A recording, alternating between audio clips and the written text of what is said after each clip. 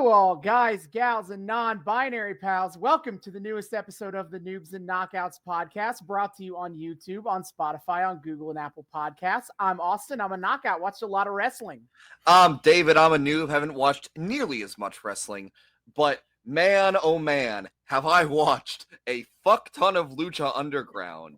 And I dare say we are starting a new chapter in that saga. A new chapter, a new season, you might even call it. Yeah, goddamn. Who'd have thunk? God, wrestling can be done in seasons? Impossible. This shit is year round, I tell you. That's true. And for this season's premiere, we decided to bring on a special guest. We've wanted him on this podcast for quite a while. Another new chapter in our podcast. We now have had every member of the core friend group on the show. So please tell us, who the fuck are you? Hi, I'm Curtis. Happy to be on here, guys. Hell yeah, yeah. brother. We've known we wanted you for Lucha Underground, and I'll explain that in a second, for a while, but because of its seasonal nature, we figured we should wait till like a season premiere. That seems like a good time to throw somebody in there. Absolutely. So we actually last time we saw you interpersonally, you gave us a bit of this rundown. But for first time guests, what we always like to add is we always like to start with asking is, what is your background, if any, with pro wrestling? Okay, so for me, there was a period of time in my life where I was really, really into wrestling for a while. My cousin got me introduced through like the SmackDown versus Raw games to the point. Yep, to the point where it was like I was buying like a bunch of action figures, watching wrestling all the time. And occasionally, as I think most people have probably done once they've gotten into wrestling, tried out some of the moves on my older cousin a couple of times. Probably concussion because of that. Have to admit, I still have yet to do the trying moves on people thing, so I'm behind you on that one at least. You outrank me a little bit in that case. Fuck. All right. We'll have to, next time I'm in Detroit, David, we're gonna have to just like start doing moves on each other. Well, see, I already have my my pro wrestling style hot dog eating competition league going. So, brother. But you why not just add straight up wrestling into that? I'm here for it. We could have a nice little exhibition match. It could be some bonus Patreon content. I think that's a great idea. I see nothing that can go wrong. All right. So Curtis, you follow the traditional method that many people do of getting into it as a child and growing out of it, is what you're saying.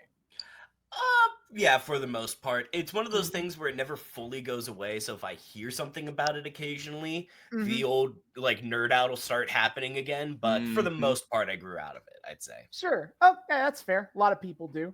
I didn't even get into it until I was 16. So I am the weirdo here. I didn't get into it until I was like 22. All right. So Lucha Underground. It was a relatively short-lived wrestling show on the REY network with executive producer Robert Rodriguez and a lot of other some writers who had history in the wrestling industry.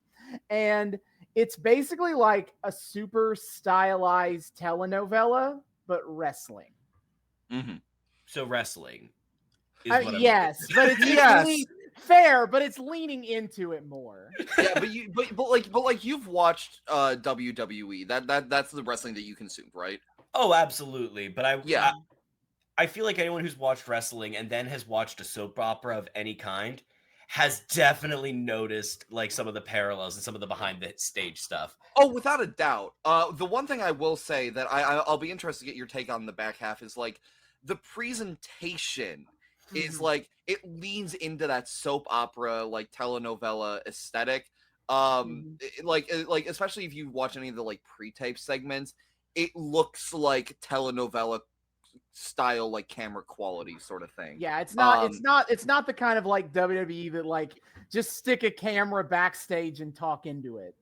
Yeah, no. kind of idea. It's like full scenes in an actual like drama. But also, I think a bit more than the usual telenovela, it's got a lot of supernatural bullshit too. It does. Lucha Underground is ostensibly so the setting of Lucha Underground is the temple, an illegal fighting club. It's a fight club. It's just in fight Boyle club. in Boyle Heights, California, and a lot of the wrestlers involved are vaguely supernatural. I am, as part of kind of like explaining, because we are coming off the season 1 finale, I'll go over what happened. I'll remind for the viewers, remind them what happened in the season 1 finale, and I'll explain a lot of the characters. You'll get a sense of it, but it's bonkers. They get sillier and sillier as they go along. I am strapping myself in preparation. Let's. Yes. Yeah. All right. We have a lot to recap. Yeah, let's quickly run through the Ultima Lucha card from the season 1 finale. So we had Cage defeating the Mac. Cage is basically big, beefy muscle boy, and he is the machine. He is not a man. He is a machine. You know, everybody's favorite type of machine, a cage. Yes. We had an entire thing about this. It was a whole thing. I suppose if an inclined plane is a machine, then I'm assuming a cage can be a machine. Yes. That's I think the argument I made early on. Or like you can have like mechanized cages, like, you know, things that are electrified to like swing open and close a certain I'm just saying it's not impossible. And Willie Mack is also just like a big boy. Yeah, he is a chunky boy, but also he can fly. He is acrobatic, as they might say. Also, I do just need to clarify, because you did start talking about supernatural stuff here. This person is, 1, not actually a machine, and 2, cannot actually fly, correct? Yeah. Oh, that's Cage, a good question. No. Cage, we don't know he's the official. They've never tried to imply he's a real machine, but like he could be in this universe. Don't they still like call him the Machine on AEW though? Yeah, that's just his normal nickname. But in like regular wrestling, that's just a nickname. In Lucha Underground, he could be the Terminator. This is true. This is true. We never. It is yet to be confirmed or denied. I would be a little. Willie Mack is just a normal dude. There are some normal dudes in this. We do have some normal dudes. Yes. All right. Speaking of the supernatural bullshit, for the trios championship, because they don't have tag team titles, they have trios titles, which is 3v3, of course. The Disciples of Death defeated Angelico, Ivelisse, and Son of Havoc. Those last 3 we call on this podcast Fun and Dysfunction, because basically they were a love triangle that turned into a tag team friendship. But they barely like or work together. Yeah, they all kind of hated each other, but they like they won the tag team champions with the championships by like the power of friendship and sheer luck, and then they just kept defending them. Yeah, but they have lost the belts to the Disciples of Death. I'm still trying to figure out if this is goals or not at this point. Hopefully we'll see them in these 2 episodes, and you will see that they are very much goals. Yes. Team Fun and Dysfunctional is extremely goals. But you know who's not goals? The fucking Disciples of Death. Fuck those guys. Okay, I'm gonna give more of an explanation when we get to the main leader of this group, but basically they are the putties to a death cult, and they're like zombie boys. Yeah. Okay, you say a word putties. What do you mean by putties? Oh, like Power Rangers, the foot soldiers from the first few seasons of Power Rangers. Got it. Yeah. They literally read like putties. They do. Like you'll see them and you're like, damn, look at these like absolute literal goons. If only they had a fucking symbol in the middle of their chest you could hit to make them explode. Yeah. And then we had Drago defeating Hernandez in a lumberjack strap match. We don't need to explain the rules of that, but what you do need to know, Hernandez is another one of those just a dude kind of guys, but Drago is a dragon. And in fact, he had a whole bit where he was one of the last surviving dragons on Earth, and so he reincarnated himself into a human form to survive. But he can transmogrify back into a dragon. He can fly. He can fly. He can actually fly. He can breathe fire. Implied. We never see it except off screen. They use off-screen effects to do that stuff, but like we're supposed to believe he can do dragon shit. And the reason he was in a beef with normal dude Hernandez was essentially because for some reason Hernandez was jaw-jacking at the crowd about how dragons aren't real, even though by Lucha Underground's version of history, yes, they fucking are. He's basically doing anti-dragon creationism. So that's why they were in a feud, because one of them's a creationist against the other, I guess. Of course. No, dragons aren't real. I saw this Facebook post. It's all a conspiracy. It is. Next, you're going to tell me the Earth is older. Next, you're going to tell me the Earth is older than 6,000 years. Oh God! Thinking about dragons and this kind of shit. All the dragons died in the flood. Dude. Okay, Curtis, I have to thank you because now the image of Hernandez as a Facebook boomer I think that's so, because like this motherfucker walks around in like cargo shorts and he has like Joe Rogan, Andrew Tate tier like energy to him. Oh, I think you might just be right. Like, fuck, like he definitely seems like one of those dudes who like, you know, you like hang out with him and like maybe you're like smoking some weed or something. And he's like, yeah, man, no, I don't trust that like the people in the government are humans. You know, man, they might be like lizards or some shit. Or I guess in this case, I guess it's the opposite. Man, I trust I don't trust those lizards in wrestling are real lizards. I think they're humans or some shit, man. It's always weird whenever the crazy person turns out to be the person saying that it's not actually lizard people. Yeah.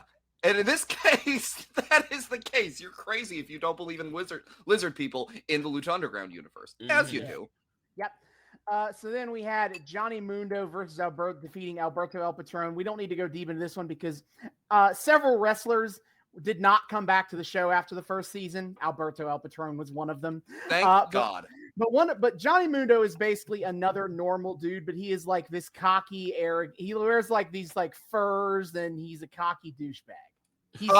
Actually, you'll probably know this guy, John Morrison. The name might have been too that he might come too late for Curtis. I don't know when Curtis stopped watching.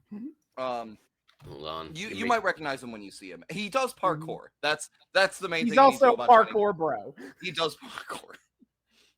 I think I was I just looked up this guy. John Morrison, I think, was on like the tail end. Okay, that sounds about right. All right. Then we had Pentagon Jr. defeating Vampiro. So Pentagon Jr. is a skeleton ninja man. Although I don't think he's actually a skeleton. But he does have a skeleton mask. Yes. And he is obsessed with breaking people's arms as sacrifices to his master. And he fought Vampiro, who is one of the commentators of the show. He's a Mexican wrestling legend. And after defeating him, Vampiro revealed that he is the Dark Master that Pentagon has been serving this whole time. Yeah. And this was all the final test to get him to reveal himself. Yeah, pretty much. And I'm assuming he is a vampire as well. In kayfabe, probably. Yeah, I don't know what the kayfabe on that one is. He does have sharp teeth, though. Yes. Then we had a 7-way match for the Gift of the Gods Championship. So in Lucha Underground, they do a lot of imagery, Aztec imagery. Mm-hmm. And so the Gift of the Gods is inspired by the 7 ancient Aztec tribes that fought for dominance. It's all bullshit. That's all. It's a bunch of weird lore bullshit. I'm looking up the tribes again because Curtis deserves to know. Oh dear God! Why? 7 tribes. Please end. Tribes. Please end with the memeiest of the tribes, Austin. I feel like you should end with the meme tribe that we both know is the meme tribe. Okay, I'll end it. I think I know which one you mean. But Yeah, okay, I think you know too. The 7 canonical tribes of Lucha Underground are the Deer Tribe, the Jaguar Tribe, the Eagle Tribe, the Death Tribe, the Reptile Tribe, the Rabbit Tribe, and the Moth Tribe. Moths, baby! Very important creatures in ancient Azteca. Oh, I can't. We'll get to Moth Tribe. And Curtis, basically what you need to know about the gift of the god. So like there were these 7 medallions that people won all like throughout the whole season, and then once all 7 medallions were won, they were collected into a belt that then was competed for in this final match in the last kind of like episode. And basically the belt just it's money in the bank. It is if you have this belt, you can cash it in for a title shot. Except they made a little jab at Money in the Bank where the kayfabe commissioner is like, yeah, except you have to like tell me in advance that you're going to cash it in so I can actually market the match. I like actually marketing my championship matches. Wink, wink. So it's also like any other belt. It can be won or lost off. So that will come up on this episode. But yeah, the 7 participants of the Gift of the Gods championship match were Fenix, who won the match. He is a Phoenix. He is a person, but he is a Phoenix. Aerostar, who is a spaceman and so much more, but I can't give away the God, yeah. I thought he was a normal dude until like in one of the very last shots of the last episode, we see him fucking blasting off to space, and it's like, what is happening? Aerostar said, "I must go. My planet needs me." Aerostar died back on the way to his home planet. All right, Bengala, who is a tiger man. Yeah. Big Rick, who you don't need to know because he didn't come back. He's dead. That's a shame. I'm very fascinated in the clearly in-depth backstory of Big Rick. I have a thing to say about his death in the back half. He does have some backstory we can tell you about. Yeah. So Jack Evans, who is a normal dude, but basically he is the whitest boy from Seattle and also thinks he is God's gift to Lucha Libre. And claims to have invented. To make people mad at him. I can see how it's working. I already hate this man. Yep. King Cuerno, who is a big game hunter, and he hunts other people. Yeah, I think they just call that a serial killer at this point. Like, but he targets people with animal aesthetics. Yeah, so he only goes after the animal themed people. So, now, okay, so he's basically a monster hunter in that case because they're supernatural people. I'm assuming a little bit. He also did have a tiny feud with or does he just hate furries? That could also be it. We need to consider that maybe he just hates furries. That's my headcanon now. King Cuerno hates furries. Yeah. King Cuerno despises furries. Curtis has went to go get food, so now we get to riff for a few minutes. We get to vibe. I do then wonder. So he had the feud with he had the mini feud with Deadshot, which is like Killshot. Fuck. I'm always on like the verge of calling him like Deadshot or Deathstroke. Fucking goddamn. There are too many wrestlers that try to style themselves after those motherfuckers. No, so he had the mini rivalry with Killshot. Jesus Christ. So like, and that was clearly because like he's the other marksman themed wrestler. Yeah, there is a guy named Killshot who also is big into, looks like he's really a big gun enthusiast. And but so now him and Cuerno had a beef because it's like you're encroaching on my territory here, pal. But now I have to wonder if Killshot also hates furries, and it wasn't a battle of the battle of the marksmen. It was a battle of the furry haters, and if they could be more powerful as a duo of furries. Do we have any evidence of Killshot hating furries? That's my question. Not yet. He has yet to go after the same targets. But we have several more seasons for this to potentially play out. We do. Excellent. More to come. Right. Yeah. And finally, Sexy Star. This feels like a good point to bring up, is that in Lucha Underground, all wrestling is intergender wrestling. Yes. They don't have separate women or men's divisions. And so Sexy Star, she is sexy. She is a star. All women are sexy. All women are stars. She's kind of just not a like, literal star, though. She's not a literal star. She's just kind of like the inspirational hero for all the young girls of Mexico. Squad W. And Fenix won the belt for the gift of the gods. So he is in line to face the champion, who we'll get to in a second. I'm skipping Blue Demon Jr. versus Tejano because half the people involved in that match aren't in the show anymore. I don't care.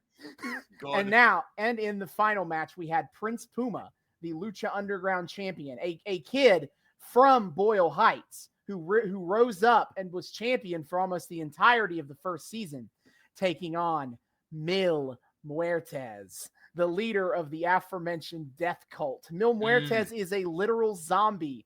He basically died in an earthquake when he was but a child and was found by Catrina, who is like a witch ghost. And now, and he in fact died in story during season 1, and he was resurrected and became more powerful than ever because of it. Yeah, he's kind of like a luchador version of the Undertaker, namely in that his valet has a special magical item that, when held up, makes him more powerful. It's the rock from the earthquake that destroyed his home. And also, whenever he beats people in matches, Catrina licks his now defeated opponents with the lick of death. The lick of death, yes. I don't like him. I don't like that part. I don't like the lick of death. All right. So Mil Muertes murdered Prince Puma's mentor, Conan, and because in Lucha Underground lore, if you get stuffed in a coffin, you die. And if you die in Lucha Underground, you die in real life. It is symbolic of death to be put in a coffin on this show. And they stuck Conan in a coffin and made Prince Puma watch. Yes. So Conan just isn't showing up anymore. He is dead. And then Mil Muertes beat Prince Puma to become the new champion. Yeah. Huh. That was a lot within like 30 seconds to process. 100% there. Welcome to Lucha Underground. It can be, yes. So now we have a couple of non-wrestling match-related beats I need to hit, because this is where the show really shines in its insanity. So, throughout the season, the main owner of the company is Dario Cueto, who is this skeezy businessman who has a serial killer monster brother locked in the basement. And his name is Matanza. Jeff. His name is Jeff. That's his real name. In the show, it's Matanza Cueto. Don't confuse it. All right. And then, so throughout season 1, there was this woman, Black Lotus, who was being trained by an old luchador, El Dragon Azteca, because Matanza murdered her parents and she wants revenge. She gets to the temple. She is immediately captured and thrown in a jail cell in the basement, along with where Matanza is. And Dario explains, and I don't know why she believes this. We don't have any reason to think Dario is a truthful person, that in fact, Matanza didn't murder her parents. El Dragon Azteca did, because of a gang war dispute. So El Dragon Azteca comes to the temple to try to save his pupil, knowing that there is a prophecy about him that if he steps into the temple, he will die. And I need to throw in here, this prophecy, Curtis, got thrown in like in the second to last episode. They bring up this prophecy, and then thing. He showed up at the temple, and some guy who I don't know who the fuck this guy was. Some guy greets him at the temple door, is like, "You can't come in here. You know what the prophecy says." And I'm like, "What fucking prophecy?" And then he says something about like El Dragon Azteca says something that implicates that now former champion Prince Puma, who I will keep in mind up until now, his only thing is that he is the champion, and he's a scrappy little guy who's trying to maintain his championship. implicates that he's part of this too. I guess they just keep throwing shit. Yes, and they said yes, and they ran with it. All right. So El Dragon Azteca gets down to the basement, and Black Lotus has fully bought into the idea that he murdered her parents. And so she murders El Dragon Azteca, and Dario freaks out about this. Dario, who, may I add, was not 10 seconds before egging her on to murder him, freaks out as soon as the deed is actually done. So now that a murder has taken place of a major figure, he's like, "Why'd you do that, you stupid bitch? You just ignited a gang war." And it's like, you told her to. Dario, Lotus, and Matanza have packed up and are on the run from potential authorities. And I also feel the need to add the detail that Dario and Black Lotus are driving like a pickup truck, and they have like a fucking like cattle trailer behind them to house and that's Matanza. where Matanza is, in the cattle trailer. We still haven't seen Matanza at this point. We see that he's been kept behind like the bars of a cell, but we haven't actually seen him. And then like we just get like a shot of his eyes from the trailer. Yeah, It's your insane. face, Curtis, is yeah. So Dario is now fled the temple, and I'll go ahead and spoil a small plot beat of that is part of this episode, is that now Catrina and the Disciples of Death have taken over the temple, and now they're in control of the place. Wait, so it's not Dario getting a new temple, it's Catrina and Disciples of Death are just now the kayfabe commissioners. They are in charge now, yes. What the fuck? Honestly, sounds like a setup for a Return to the Rightful King like scenario type thing or whatever. Yeah, except Dario is also a spiteful heel. So what the fuck? Yeah, these are two assholes duking it out with each other. It's great. And then at the end of the first season, okay, Moth Tribe boy. Late in the first season, we had Marty Martinez debut, and he was basically like a fanboy who swore that he had Aztec blood, bro. He deserved to be in the temple and fight. This is his birthright, and everyone treated him as a creepy little dork. And at the end of the first season, he kidnaps Sexy Star and intends to have him meet his sister. Why did you say it like that? Oh, and God.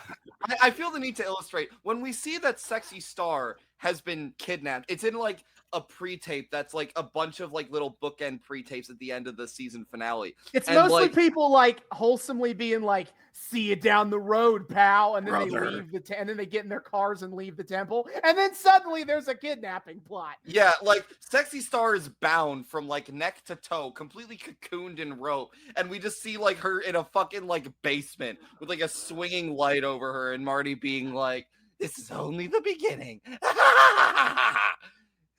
Oh God. Also, I one more thing to complete the image of Marty the Moth Martinez is that his like wrestling tights look like slightly soiled tighty whities, which I think is just perfect.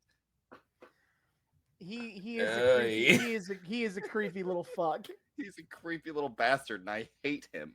Yep.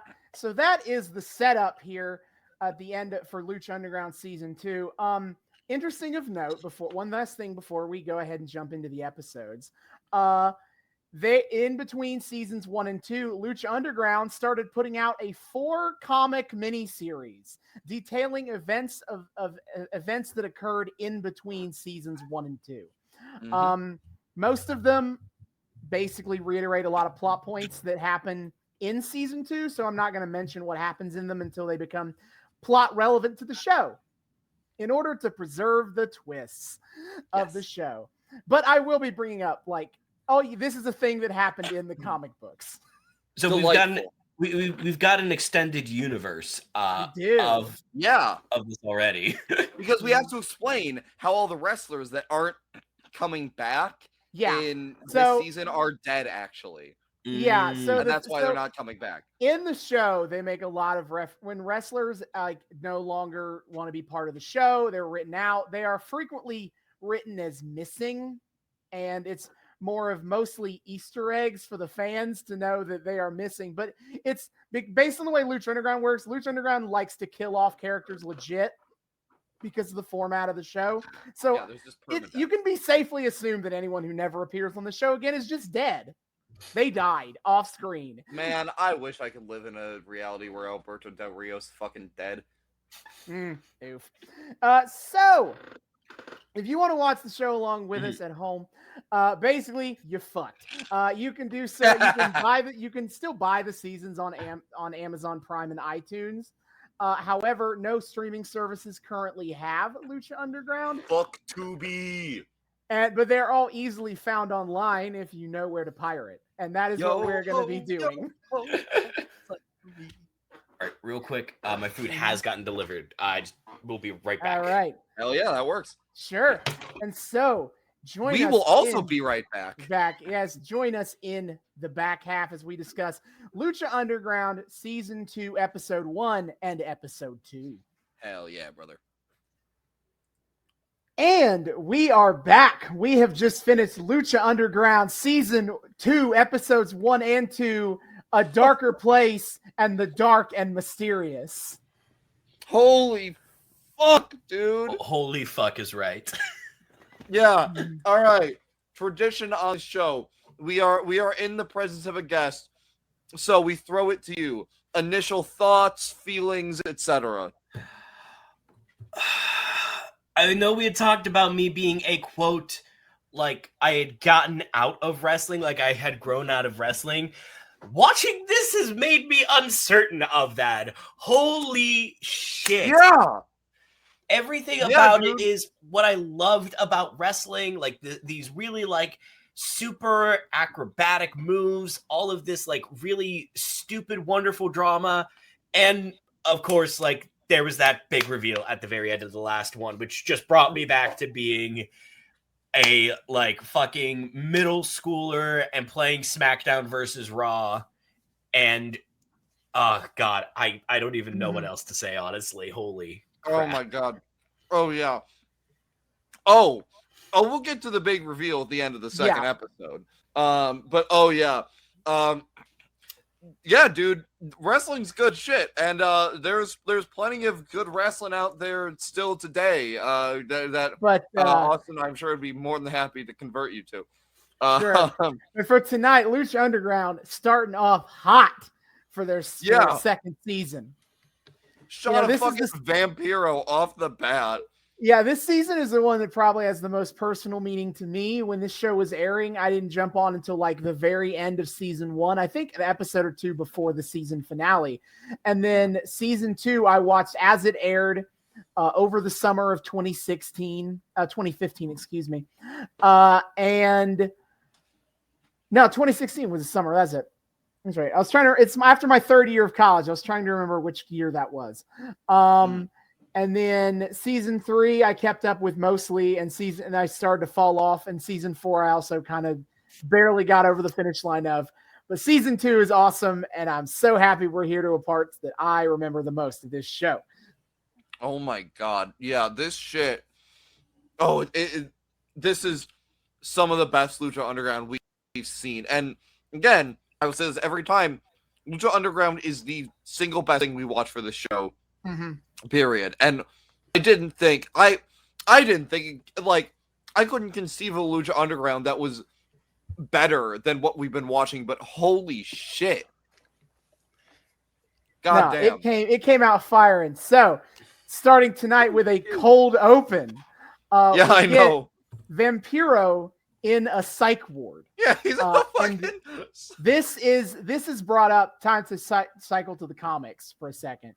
In the comics, the third issue of the comic is all about Vampiro telling the story of Pentagon Jr. to his therapist in the psych ward, who was trying to get him to stop his violent impulses and stop being Vampiro, being Ian Hodgkinson, his normal human self. The comic is a little disappointing because it doesn't really touch on anything that happens between two and like how and why Vampiro is in a psych ward. But they don't? No, they don't talk. They don't really talk about that. But the comic ends with the understanding that Vampiro is still in there, that he lies his way through the evaluation that he's all mentally good now. He can be released back into society. He's sitting at like a long ass table with him on one side and like an examiner on the other. And the examiner's like, all right, whether or not I release you depends on your answers to these questions. And he's like, hey, Vampiro, are you like okay? And Vampiro's like, yeah, brother, totally. And my man is so clearly lying, and the doctor's so totally gonna believe every word of it, despite the fact that he is so very clearly lying. I mean, it's been 181 days without incident. I'm sure it's fine.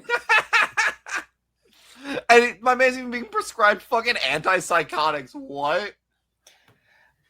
I mean, if they thought that he was detaching from reality, that would kind of make sense. But like, my God. And oh, geez. I don't know if like they think he's detaching from reality though. Like, sounds like he has violence problems. Shouldn't he be put on like mood stabilizers instead?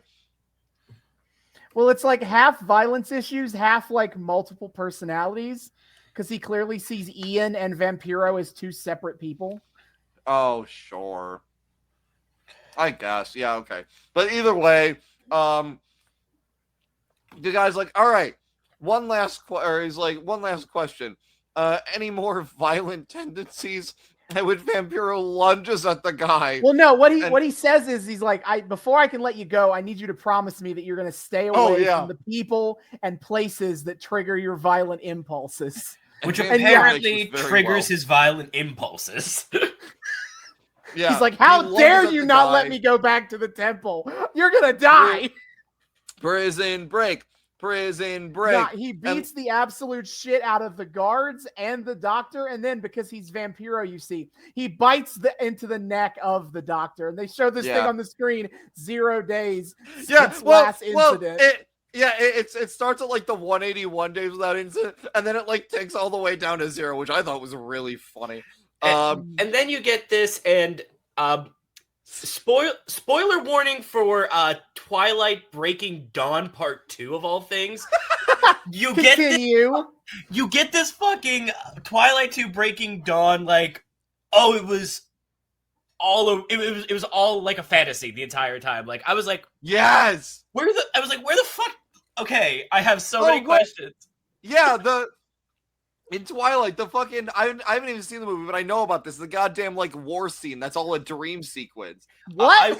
I won't I won't stay on this topic for too long. But I was in the theater because my girlfriend at the time wanted me to go see Twilight Breaking Dawn 2 with her, and I think I literally said out loud, "Wait, what?" when that scene happened, because I think nothing made sense. From what I hear, everybody hated that. It had been advertised. I remember there was an advertisement. Like there was this whole thing of like, now I know the screenshot. I've seen like the screenshot of that scene now that I think about it. There had been this whole like advertising thing saying that there was a big twist that happened at in the middle of the movie, and that was the twist. And I was like, ew. I don't know if you can count that as a plot twist. It's fucking stupid. Fucking dumb is what it is. But much less dumb is the smash cut back to Vampiro, which is just kind of funny. And he's like, yeah, brother, I'm totally good. Everything's fine. I'm good. And the guy's like, we can go. Well, that checks out. Well, all right. And he goes outside, and who's there to pick him up but Matt motherfucking Stryker, the love of Vampiro's life. And they do it. He for some reason his car has a tarp on it, and just so they can dramatically reveal the car. Which I also have another question of like, Stryker's like convertible is parked in the middle of a desert, because I thought about it for a second. And I'm like, oh wait, okay, I guess the tarp could be justifiable, like you put it over so not a whole lot of sand blows into this convertible.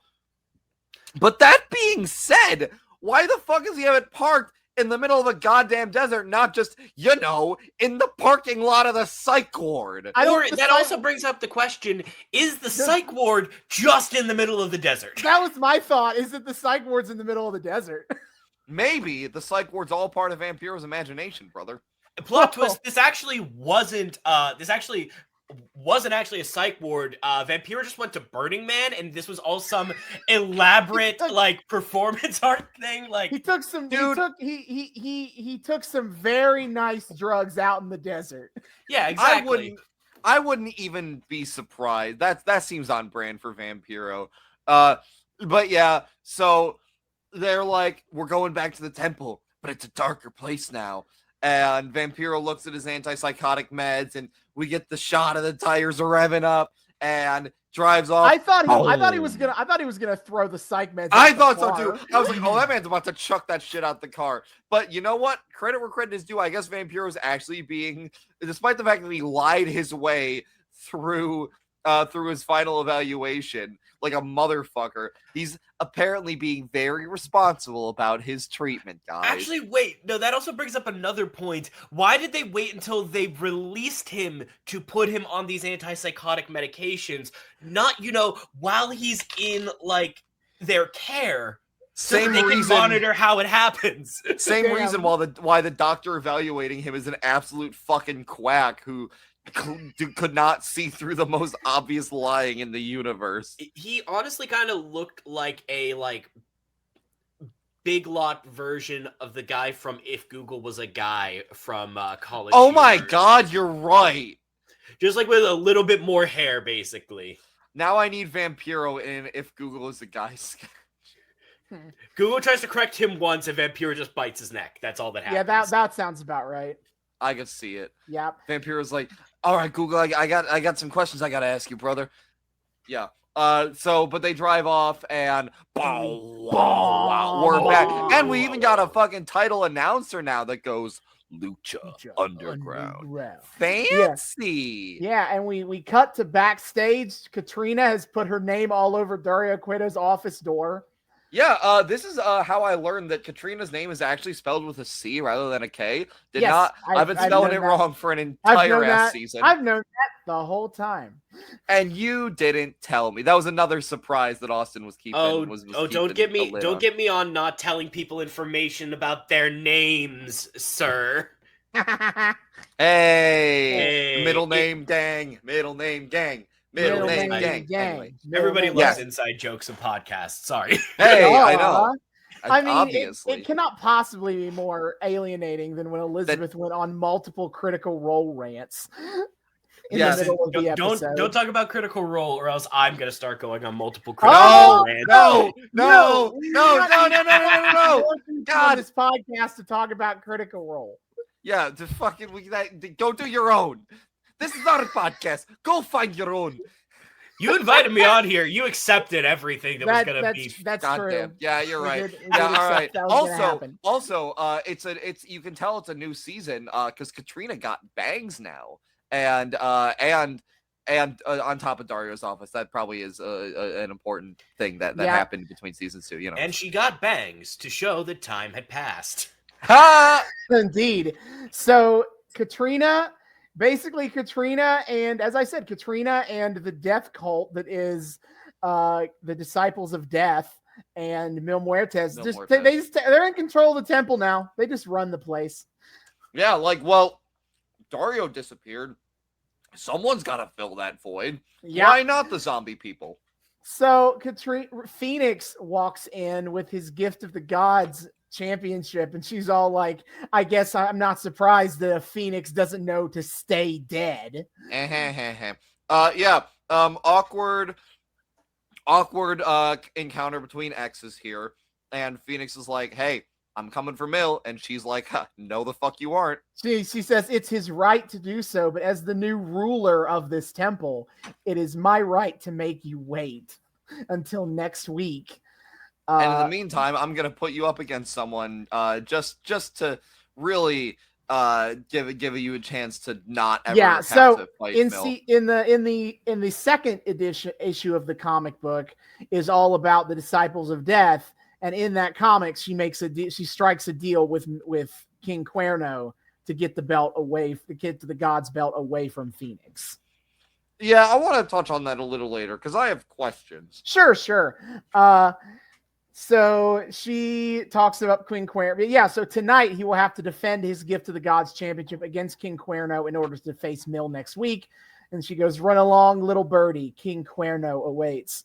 And Mil will be watching. And we get the shot of Mil Muertes on his skull throne. Yeah, the skull throne that is just sitting atop the temple, looking down on everything. Yep. His Shao Kahn ass throne. That is what the most of issue 2 is about, actually, is we learn that basically the Disciples of Death just went out into the streets of Los Angeles and brutally murdered people and took their skulls to bring them back for the skull chair. And one of the people they murdered is Big Rick. No! What the fuck? That's so awful. Wait. No. When So, you're yeah. making Well, a that's a skull shame. throne, you need skulls, and where else are you At going the- to get skulls? At the very the Disciples of Death are like, we work hard to make this house a home, but at the very least, put some respect on my boy Big Rick's name. Nah, and put an eye patch over his skull. he does not. No, I was looking for put an eye patch on his skull. skull. Come on. But no, he went out with zero dignity. He saw the Disciples of Death murdering someone. He's like, oh, hell no. And then they immediately also kill him. Man, the showrunners of Lucha Underground aren't bitter at all when people don't show back up for the show. All right.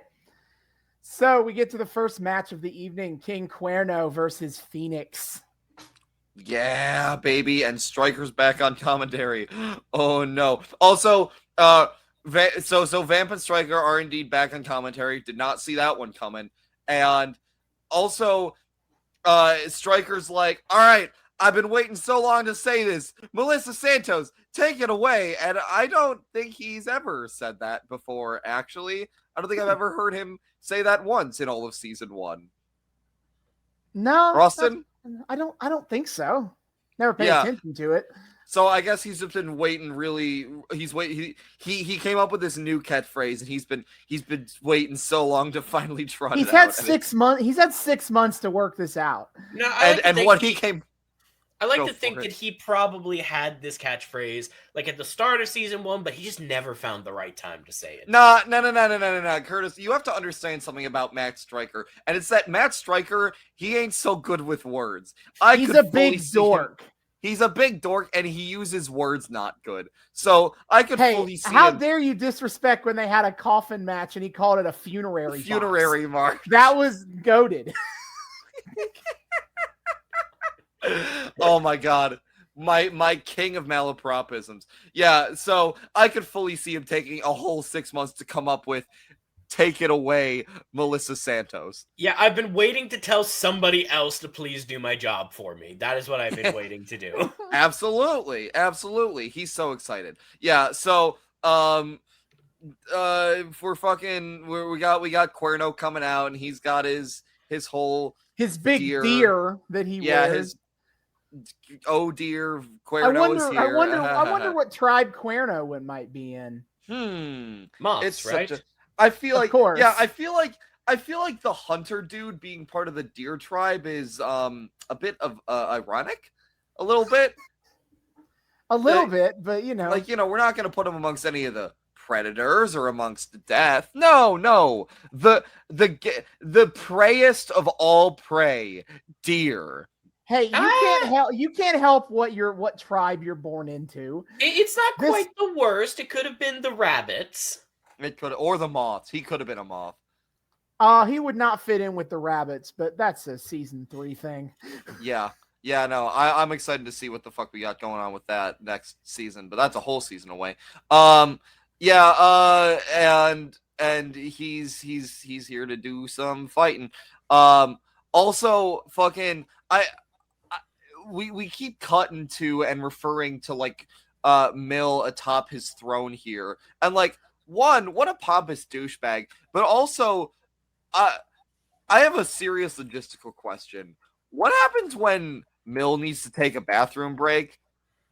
Both in and out of kayfabe. It's built in, clearly. Oh It's shit! built in.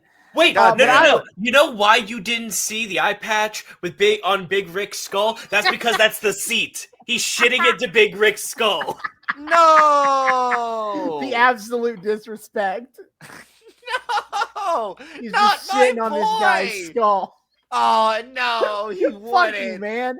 What a fucking monster, man. I was just gonna say that he's a zombie man and thus doesn't need to take a shit. Okay, that would okay. make more sense, actually. Yeah, but him well, okay, shitting okay. into Big Rick's skull is way funnier. Yeah, well, under that logic, I have something for later to contradict that. But also, what about out of kayfabe? Because my man just needs to kind of like sit here the whole time. It's only like 30 minutes at a time. I guess. They taped in batches though. Like but then in between episodes, he can just get up. I guess. They just pull a reverse CM Punk. Well, yeah. Well, except I guess he gets up and just fucking.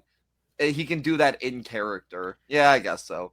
I was gonna say you just don't see it whenever they are just injecting some sort of like constipation. Thing. yeah, that too. Obviously, of course. That's mainlining cheese. That's fair enough. Yeah, no, I can just imagine though, like when they're in between shots, like poor Mil having to still like just sit there in character or like walk off and back on, just like slow zombie man. Why? Just what's that like for the audience? I wonder, just staring up at Mil while nothing else is happening. Like, hey, how's it going? Also, want to draw attention to the fact that we are now done with the in the first season. Every episode had a musical guest to kind of intro into the show. Yeah, and those are gone. And in the comics, we do in fact see the Disciples of Death also murdering a mariachi band. So I'm going to assume that they murdered every single band that ever appeared on Lucha Underground. I thought you were going to say they murdered every single band in existence. They just went around. Disciples of Death are like, I fucking hate music. The Hispanic music scene in Los Angeles has never been more dire than after the Disciples of Death murdered a bunch of the local artists. The great mariachi massacre of 2015, obviously. Okay, this is an important question. Is this before or after Despacito? But before. Before Despacito. So is that why they had to get Justin Bieber on the Despacito track? Because all of the other Latino musicians were dead. Damn, Curtis keeps coming up with the you're fucking knocking it out of the park. You're like 4 for 4 on like all of these theories of what's actually going on here. Holy shit, dude. Whole boxes and boxes of Pepe Sylvia. Oh yeah, I'm here. Please keep unboxing your Pepe Sylvias for us. We love to see it. Yeah, no. So, fucking Cuerno challenging Fenix, of course, another furry in his crosshairs, or I guess feathery here. Either way, yes, another animal man goes down. Ha ha ha ha. Yeah, this is probably the best match you could have started with for someone who's never watched Lucha Underground, as it is. Oh my god, the extremely flippy boy that is Fenix. Dude, they were going hard off the bat. The chain wrestling without a moment of hesitation. These boys are moving. Yeah, it's that kind of luchador style of fighting that is like what really drew me to wrestling in the first place, and it's like on full display there. Oh no, Austin, he's a spot monkey simp. No. Yes. Good. No. This is a good thing actually. The IWC, Curtis, the Internet Wrestling Community would hate you for being drawn to wrestling because of the flippy shit, but we appreciate it as men of culture. I was about to say that's like some of the most impressive shit. Like that's like some real feats of athleticism type. Yeah, well, people on the internet. But it doesn't look like a real fight, so fuck you. It doesn't look like a real fight. So fuck you and die. None of this looks like a real fight. Thank you.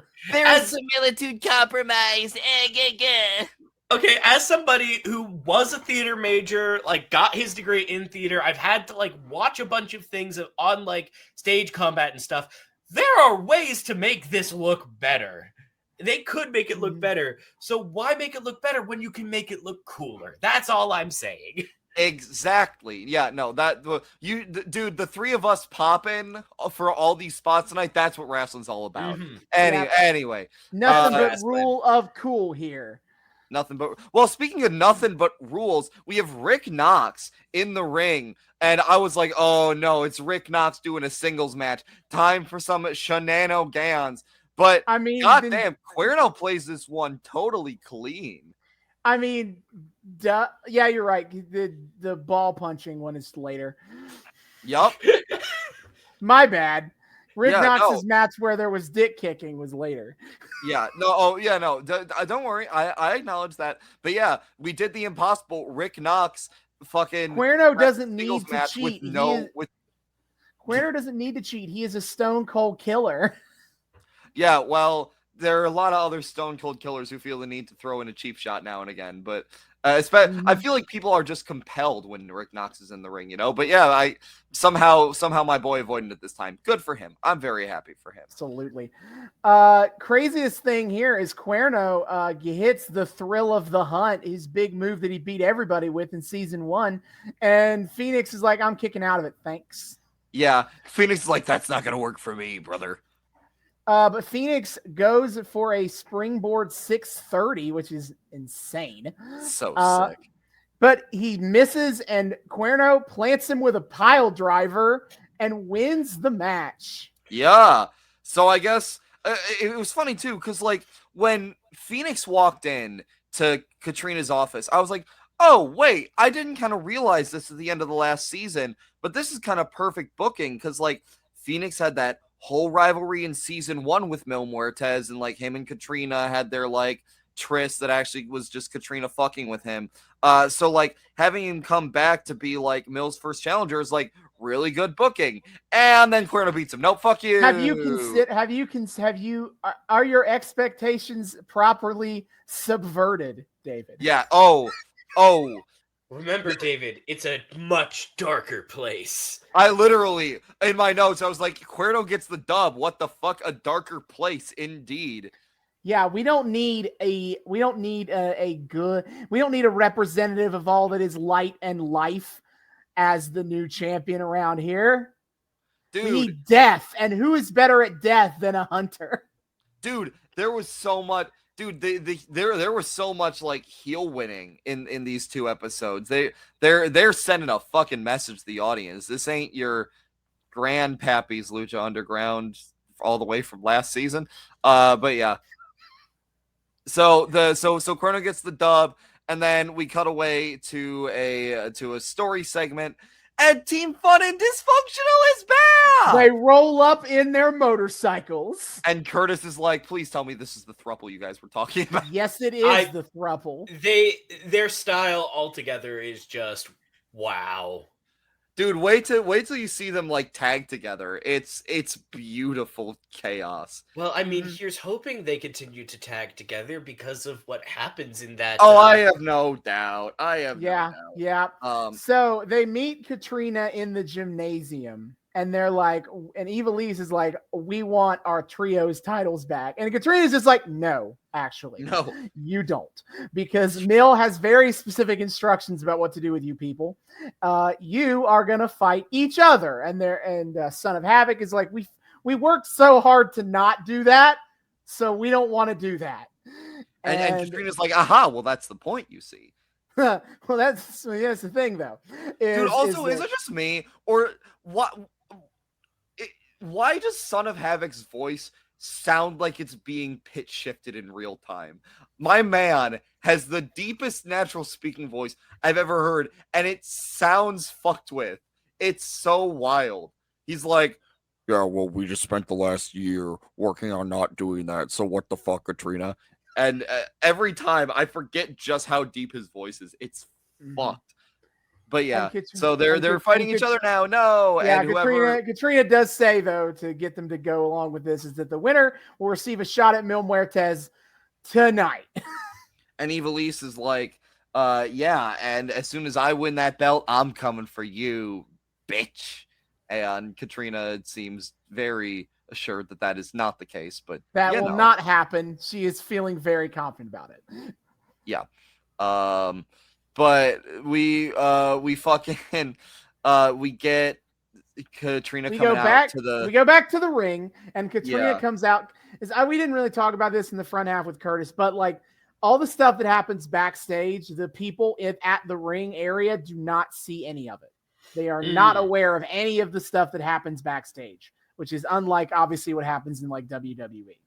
Okay, so they weren't expecting what was about to happen. No, they Yes. were not. It's like a weird dichotomy. Yeah, the taping, what they do is they tape all the matches in batches, and then like they do all that other stuff at a later. They filmed all of that stuff at a later date. So It's kind of interesting, but so Catrina comes out and she calls over Melissa Santos, and Melissa Santos comes up, and Catrina gets all up in her business, and the crowd, of course, is chanting "Beso, beso, be," which of course is the Spanish word for kiss. You horny bastards! And we were this Catrina- close to an Eric Bischoff approved hot lesbian action. Oh my David. god! Yeah, Lucha Underground now co-penned by Eric Bischoff. We getting that HLA boy. But Catrina Love it. just whispers something in Melissa's ear and leaves her alone. And Heads back to the office. Stryker's like, "Hey, Vamp, did you see that?" And Vamp's like, "I got that shit on TiVo, you horny I bastard." got that on my iPhone. Got that on TiVo, my iPhone. I got that on everything, man. I fucking man. So it's good to have Vamp back. But yeah, so they announce the match. Melissa announces the competitors. Havoc comes out. Dude, is it just me? Like they talked in the first match about like Cuerno looks like even better shape. I feel like a lot of people spent the 6 intervening months getting even more jacked because Havoc comes out and holy cum cutters, my dude's got a 6-pack for days. I never want to hear that phrase ever again. Yeah, I'm gonna need you to put a moratorium on that. Sorry, that's Rick and Morty ruined my brain. Yeah, it's fine. Shocking to hear that Rick and Morty ruined your brain. Absolutely.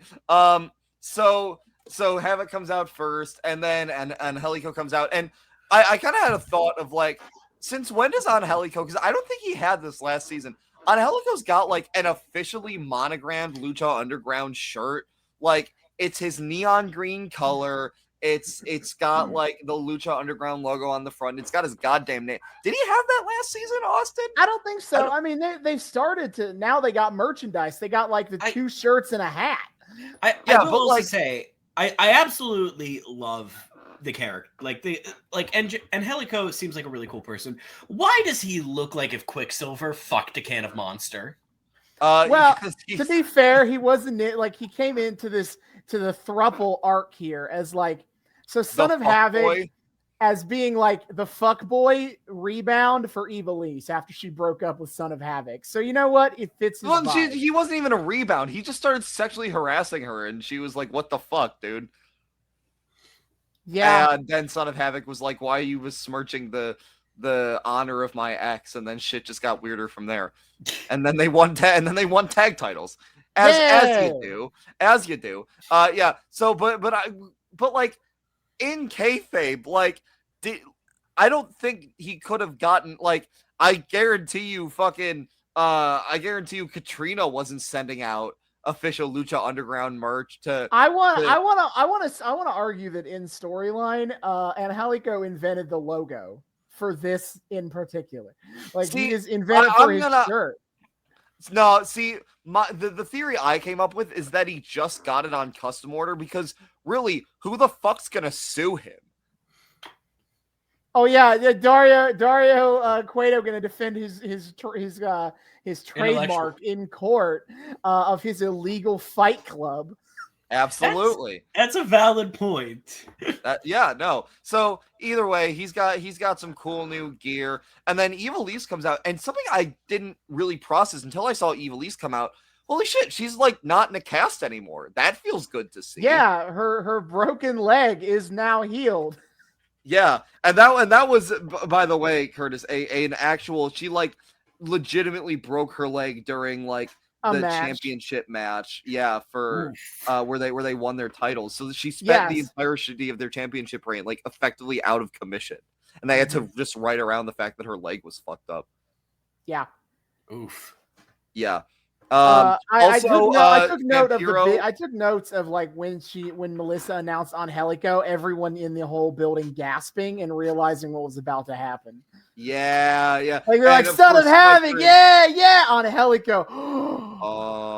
And Stryker and Vampiro remain blissfully ignorant because, of course, they did. They're like, "Oh, well, that's 2/3 of Team Fun Dysfunctional. Wonder who the third competitor could be." Oh, well, Evilise comes out. Whoa! Yeah, and then as we go to commercial break and Evilise is coming out, we have Matt Stryker, my line of the night for Mr. Stryker, where he says, "We have this menage a trois of brutality." Yes! I caught that too. Which I'm gonna petition. That's their new name for season 2. The Season menage 1, a they were trois Team of Fun and brutality? Dysfunctional, and season 2 they are the menage a trois of brutality. God damn it, I can't spell that in my notes. I mean, me neither, but that's not gonna stop me from butchering it anyway. Menage a terror. Menage a terror. No. We got to go with the official. We got to go with the official lines that the commentators give us, because Fun and Dysfunctional also came from the commentators. They called them that once and then just refused to ever say it again. Yeah, they don't have a real team name, and so we just keep taking good lines from them, being like, "That's what we're calling the team now." Yeah. So the menage a trois. This is a darker season now, David. Fun and Dysfunctional, too lighthearted. Exactly. It is time for the menage a trois of brutality. This is my menage a trois of brutality. Absolutely. All right. Yeah. So they get to fighting.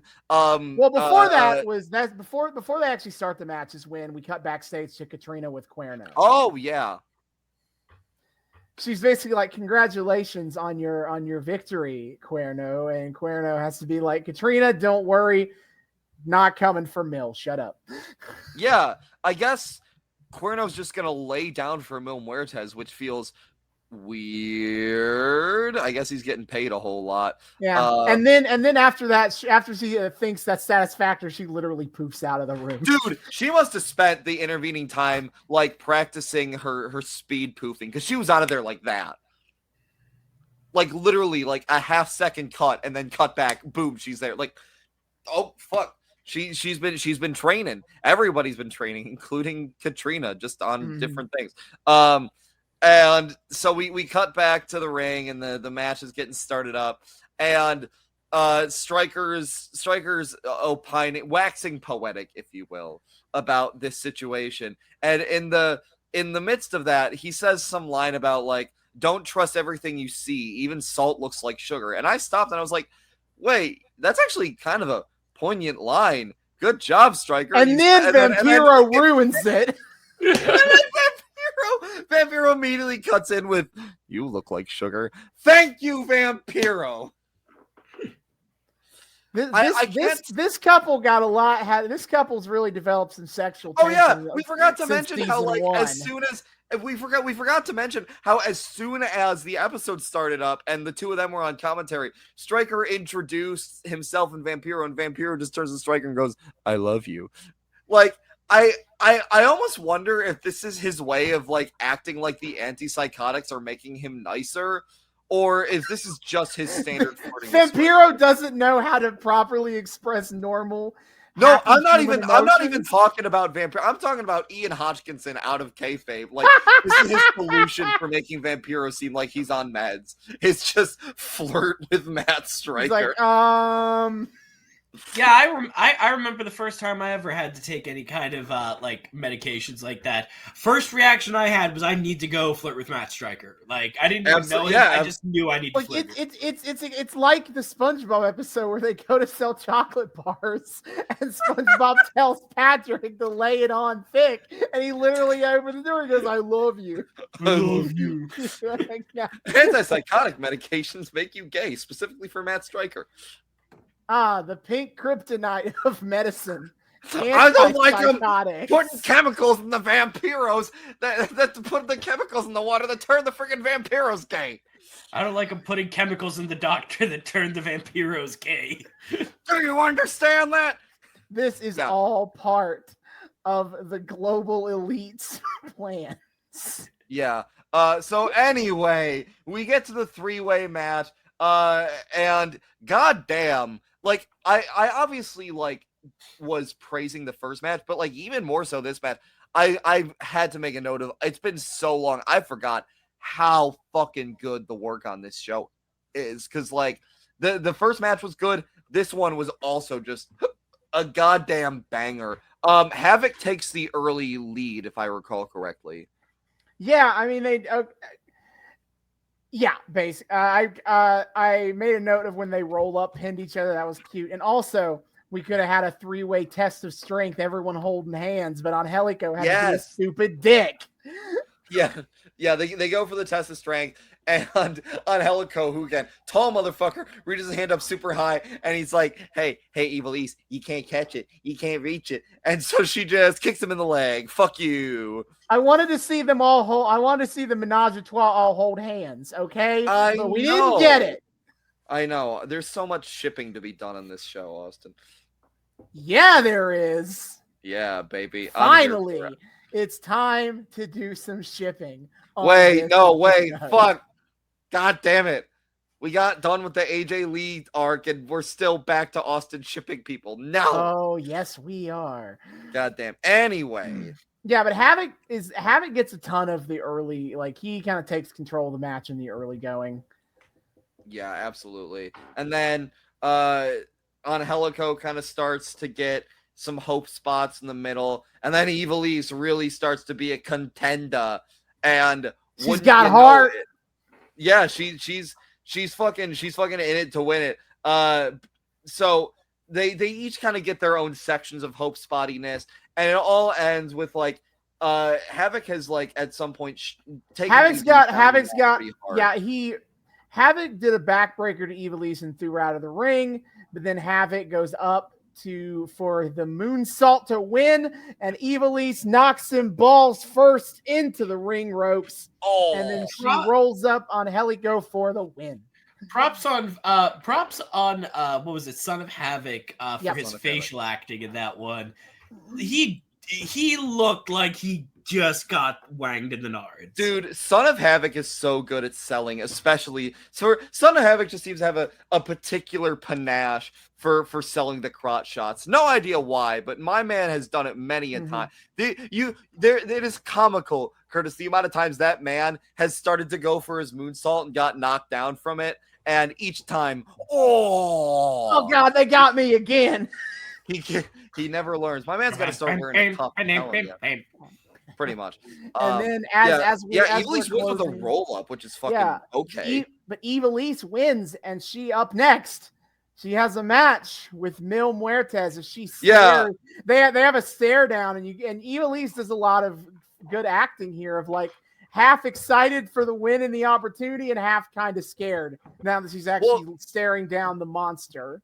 Yeah, because here's the thing. Catrina never specified when they would get a chance to fight Mil, and I guess the answer is right after that match. Bitch. Fuck you. She did say they'll fight to her tonight. When else could they have had time to that?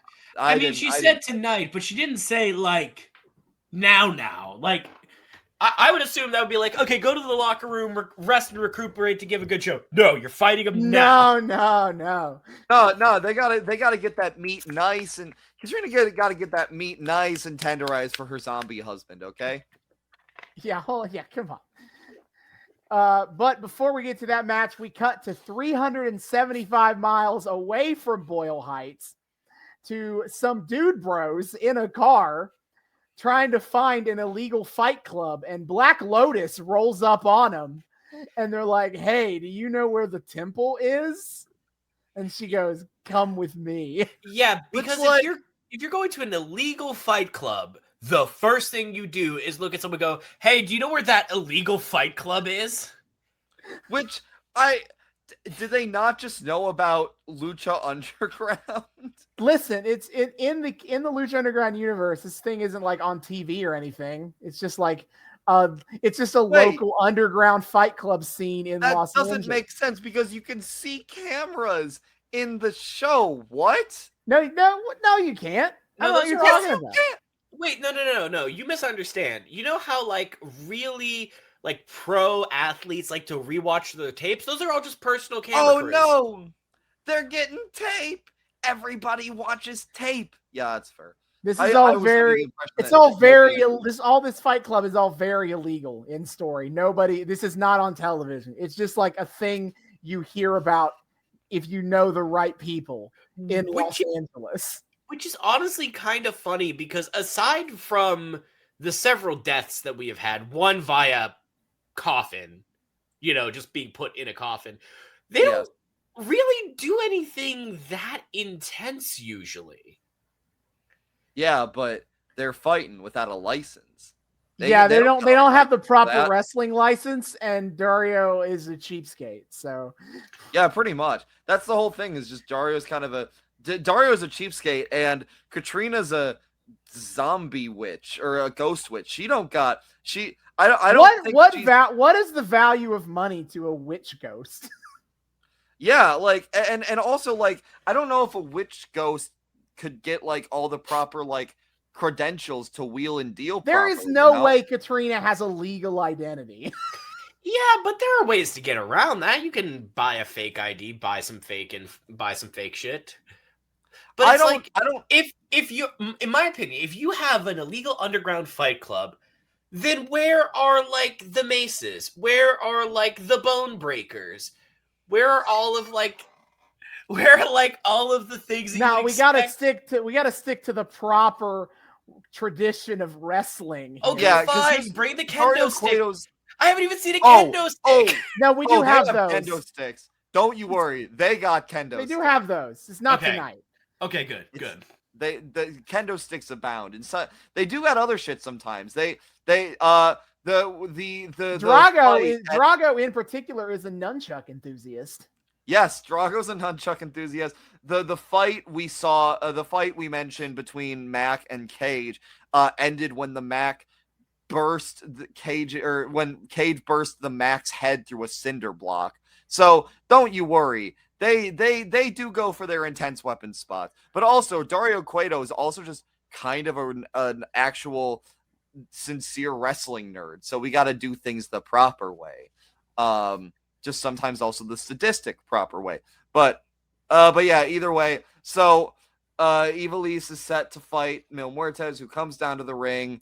And of course, in tow, he has the Disciples of Death, who immediately just sack the rest of Menage. They literally kidnap Son of Havoc and Angelico and drag them out of the arena. So clearly this is gonna go great for Ivelisse. It's to make it a fair fight, you see. 1v1. Yes, a thing that Catrina totally cares about booking. A fair fight. You could have also just asked them to leave. Like, I'm sure they would have actually left. I don't know. They're kind of stubborn assholes. I don't know if they would have. They're very, hey, you can't tell us what to do. What the fuck? Man, it would really suck to go to the temple at this point in time and have to like the building security or the Disciples of Death. Oh my god, that'd be awful. Yeah, imagine trying to sneak into this one. Imagine just like trying to like skip the cover charge. They catch you videotaping in the crowd. Oh my god, Catrina hates bootlegging. Oh my god. Yeah, the Disciples of Death use their electricity powers to just blow up your video camera. And then you. And then you also die. Then you also die, yes. They take you to the back, kill you, and add you to the throne. No. They bring out a coffin. They put you in the coffin. They put your video camera in a smaller a smaller separate coffin. So they take that coffin, they put that coffin inside of another coffin. They mail that coffin to themselves. And they smack it with a hammer. And then they smash it with a hammer. Absolutely. Yeah, so Ivelisse is like, well, I guess I'm doing this. So she tries to set to fighting Mil, and it goes about as well as you'd expect in that Mil is a whole much larger man than Ivelisse is. And no sells like a motherfucker. She gets a good few like, oh, maybe she'll do something here moments. Yeah, and she does get a couple hope spots. Like after Mil spends about 5 minutes throwing her around and making me worried increasingly that this is going to just be a squash match, they're in the corner and Evilise executes some kind of like Rana on Mil, essentially. That was the twirliest of tilt-a-whirl DDTs. Yeah.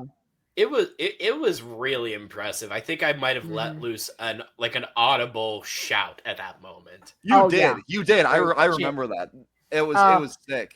Earlier in the match, she gets a near fall on him for she does. Troubles. Earlier in the match, while Mil was choking her out, we get weirdly this time Matt Stryker is the cynical one on commentary, and Vampiro is not. Where Vampiro is like, "Hope makes you courageous. Hope makes you a hero," and Matt Stryker just goes, "Hope can also kill you." Yeah, I caught that one too. Oh my god. Yeah. So Stryker's clearly not feeling any kind of optimism for the outcome, which. Fair enough. Catrina at one point enters the ring, and Evilise goes up to her after the DDTs, Catrina's like, "Oh boy, okay, I guess I gotta interfere now." She raises the rock, and Evilise like, "Square up, bitch." And Mil in the background is coming at her, and Evilise sees it happen, and she moves, and Catrina gets speared the fuck out of. Yes. It was fucking gorgeous. Oh my god. Nary a better spear have I seen. Actually, I have seen one spear recently to rival that. That is the spear of that is Ricky Stark spearing MJF literally out of his shoes. Literally out of his shoes. That's the only spear I've seen. But that was a this is a Evilise gets a couple more moves to try to win, but then Mil gets her with a scoop slam and the flatliner. 1, 2, 3. He wins. And Catrina comes in and she gets all up in Evilise's business to lick her. And then she's like, "You know what? Fuck this bitch." Mil, hit her again. More death. And Mil's just kind of like, okay. God damn it, woman. But that was in fact her mistake, because out comes Prince Puma to save Evilise from further death. Puma's here, which is sick. And then so he kind of grabs Evilise, and then fucking Cero Miedo Penta's here too. Cero Miedo. Dude, Curtis learned so many great spots. Curtis immediately sees how fucking cool Pentagon Jr. is. I immediately the everything from him, like, because there's that moment whenever Mil still doesn't know that he's there, and so he's just looking at the crowd like, "Yeah, should I fucking do it? Should I do it? Should I do it?" And then just go, "Oh my fuck, I cannot get into just how awesome he is." Yeah, it's so cool. And like, I gotta say, this whole 2-episode arc, it's so cool the way they do like the way they do like all the returning people. Like I will fully admit my own hypocrisy here. As these two gentlemen know, I am a giant grumbly grump about shit like the MCU and like all this shit getting like all these cheap audience nostalgia pops and whatever. But as soon as anyone in wrestling, especially here in these 2 episodes of Lucha Underground, shows back up, I am Leo pointing meme all over the place. I know that guy. I know that. I know that guy. Yeah. So Puma shows up, and then Penta shows up for some reason right after Puma. Don't know why. Because Penta is like, I see an arm that I can break. Hold on. Yeah. Whose arm does he see, Austin? Poor Mil Muertes. He's been a champion for one whole episode, and already his arm is broken. Yeah. The fucking Pentagon Jr., the absolute madman, breaks Mil Muertes' arm. What the fuck? And Vampiro looks weird about this. Is the best way. We get a lot more of this in the next episode, but yeah, Vampiro. We get a lot of shots to Vampiro watching in kind of horror at Pentagon Jr. breaking the arm of Mil Muertes. Pentagon Jr. said power moves only. Mhm. That's what I'm talking about. But then after all that, we get to one final post-credit scene as Black Lotus has brought these stupid schmucks to the very legit temple. You know, it's got the writing on the top of the warehouse. It's fucking chalk. They got the logo. This is legit. Yeah, I know. And Dario's like, "Hey, what's up?" And they're like, "Hey, what's Is up? this the temple?" And he's like, "Is "Hey, this the illegal fight club?" He's yeah. Dario Dario's like, says, "It "Why, can get yes, pretty this is." violent in there." And they're like, and this one dude's like, "No problem." Also, why's the chick here? And then Black Lotus back fists his face, back fists him in the balls, and then back fists him in the face again. And You don't love to see his it. like friends start cheering, like being like, "Oh, dude, Oh yeah." Yeah. They're like, "Oh, we always tell him that he has that he really needs to work on his relationship with women, but he never listens. So thank you for instilling that in him." You know, unfortunately, I don't think he's going to get an opportunity to really improve himself as a person. And Yeah. As- Okay. Well, Why is For that? $20 each, Dario lets them in the warehouse. Which and okay, Dude wait. Bro- I need to insert this here. He's like, "I got the key right here," and his fucking big ass goofy key necklace that he always wears. He takes it to the door. I guess he got the door of this new temple fucking retrofitted to fit his goofy ass cartoon key Yeah, and of course. Toontown ass mega key. And he shoves it in the door. He unlocks it. And he lets him inside. And they're like, "Who's fighting tonight?" And Dario's like, "You are." And then he shuts the door, slams the and door, we hear stock footage sounds of screaming and pain as the monster Matanza Cueto murders them all. Yeah, there was probably a Wilhelm scream thrown in there or something, you know. Just yeah, for good measure. so this was brought up in the 4th comic. This was basically the story of Dario and Black Lotus getting out of the temple. They have tension is because Black Lotus wants them to go back, and she's like, "Why are we running in a shitty motel?" And Dario's like, "I got a plan. Don't worry. We'll go back." But his explanation is that his brother is a little rusty as a fighter. He hasn't killed anyone in a long time. He's been trapped in that cage in the basement. So he needs to warm up. And we get the scene where he brings the 3 schmucks into the warehouse, and like immediately we see Matanza rip one of those dudes' arms off. And it really only gets more gory and violent from there. Jesus Christ. That's insane. Yeah, okay. So that's the end of the episode, and Jesus Christ, a darker place indeed. I got a fucking jump scare when we went through the closing distributor credits, and holy shit, Metro Goldwyn Mayer's here. Yeah, of all of the things that you got from like the takeaway from that episode, it's like MGM, interesting. Huh. Yeah, fucking MGM's bankrolling them now, I guess. Holy shit, it's a lion. Yeah, so Whoa. yeah, I found King Cuerno's next target, the MGM lion. Anyway, we get to the 2nd episode. We open. Puma is in the weight room, pumping some iron, furiously doing curls while he flashes back to losing to Mil Muertes. specifically with the line about from the last episode when he showed up, former champion. He's not salty at all.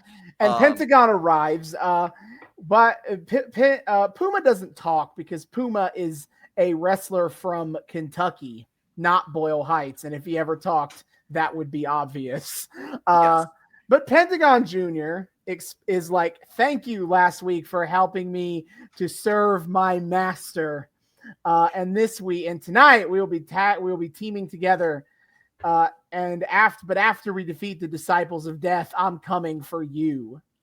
Dude, may I just say, Penta is simping so hard for Vampiro. That must have been so rough for Penta. At like Vampiro checked himself into the psych ward. He never called. So like Penta's just simping so hard, trying to be like Senpai notice me again. Now, there are two things that I want to take note of here. One, I gotta appreciate Pentagon Jr. just being like, oh yeah, 100%, I am going to break your arm one of these days. Just let's get that out of the way. Like, I'm going to do this. We're going to work together, but afterwards I'm going to break It's going to happen. We're all about healthy communication and a partnership, you know? But I've also got to point out Puma's terrible weight room etiquette here. Like, I pointed it out when it happened, and I don't know why it bothers me so much as someone who barely has ever gone to the gym, but he just takes these massive weights that he's pumping iron with and just throws them. You do not throw the weights at a gym like that. How? Yeah, where's the Planet Fitness drop alarm when you need it? Jesus Christ. Yeah, no, serious. You are supposed to be an inspiration for all the children watching these illegal fighting matches. Absolutely. But yeah, Puma doesn't take too kindly to Penta being like, and by the way, I'm totally gonna break your arm like next week. Don't worry about it. So they start fighting backstage. They have a super dramatic, sick ass locker room fight. We get this sick shot where like Puma goes to kick Penta. Penta like catches Puma's leg. So Puma does a fucking bicycle kick upside of Penta's chin. Jesus Christ. You know, I know I was talking previously about how there are ways to make things look more realistic, but there are ways to make things look more cool. That fight there shows how you can do both, because I 100% would have bought that Puma at some point just cracks this guy upside the head. Like, that was some good fight choreography on there. That was, although it gets a little more leeway by being a pre-tape. So like they had extra takes to do that shit. Oh, absolutely. But it ends with him backing Pentagon up into the locker, and Puma growls at him. Yeah, I know. The most sound we've ever heard come from Puma's mouth. He does a fucking cougar growl in Penta's face. Well, actually, I think because he's actually from Kentucky, it sounds a little bit closer to like a mountain lion, more specifically. That's fair. And I suppose it should be a joke about his accent, but well, no, I this is true. Although his tribe affiliation would tell you it's supposed to sound like a jaguar, but you know, who's to say? But you know, there's not a good alliterative name for jaguar, but Prince Puma, like that's a good name. Jaguar Jack. Jack. You don't know Jack. Anyway, Jaguar Jack. That is. Hey! I feel like he could have been just as formidable a world champion with that sort of tagline. I don't know why they didn't go with that. Absolutely. Yeah. So we open the show. Yeah, we open the show, Norman. We get Stryker and Vampire, and Stryker immediately is like, Vampire, I gotta know, like, about the arm break thing last week. Did he tell you to do that? Did you tell him to do that? And he is like, man, no, I didn't. Stop asking me. Like, I love you like a brother, man, but I didn't do it. Yeah, no. I ghosted that guy for a reason. I blocked him on all my socials, but he won't stay. He keeps making alts. I feel like I'm being stalked. Yeah. He poked me last night. I mean, who pokes people on Facebook anymore? Yeah. and I can't do anything about it because, like, how am I going to get this guy to go to court? Show up in court? He keeps sending me snaps of him breaking people's arms, and he's like, Master, check it out. I did it for you. Thing, dude. I did it for you. I learned it by watching you. The other day, he just sent me a picture of him with a thing of celery, and then the next one was just him snapping the piece of celery in half. Like, it's getting ridiculous. Yeah. Yeah, but anyway, we open the show with... and he has cero miedo of potential litigation proceedings, so I can't do anything about this. Yeah. All right, we open the show with Mil Johnny is Mundo back versus Killshot. Yes. Mil Muertes is back on his throne, but now he's in a sling. He's got a cast. Which, okay, nah. We want to talk about, like, oh, he's a zombie. He doesn't have to go to the bathroom. But, like, how the fuck do you take a zombie to a hospital? Who said that they took him to a hospital? You don't think they've got a sling or something in the back? How did you not know that Barrio Negro is actually very well trained in medical care?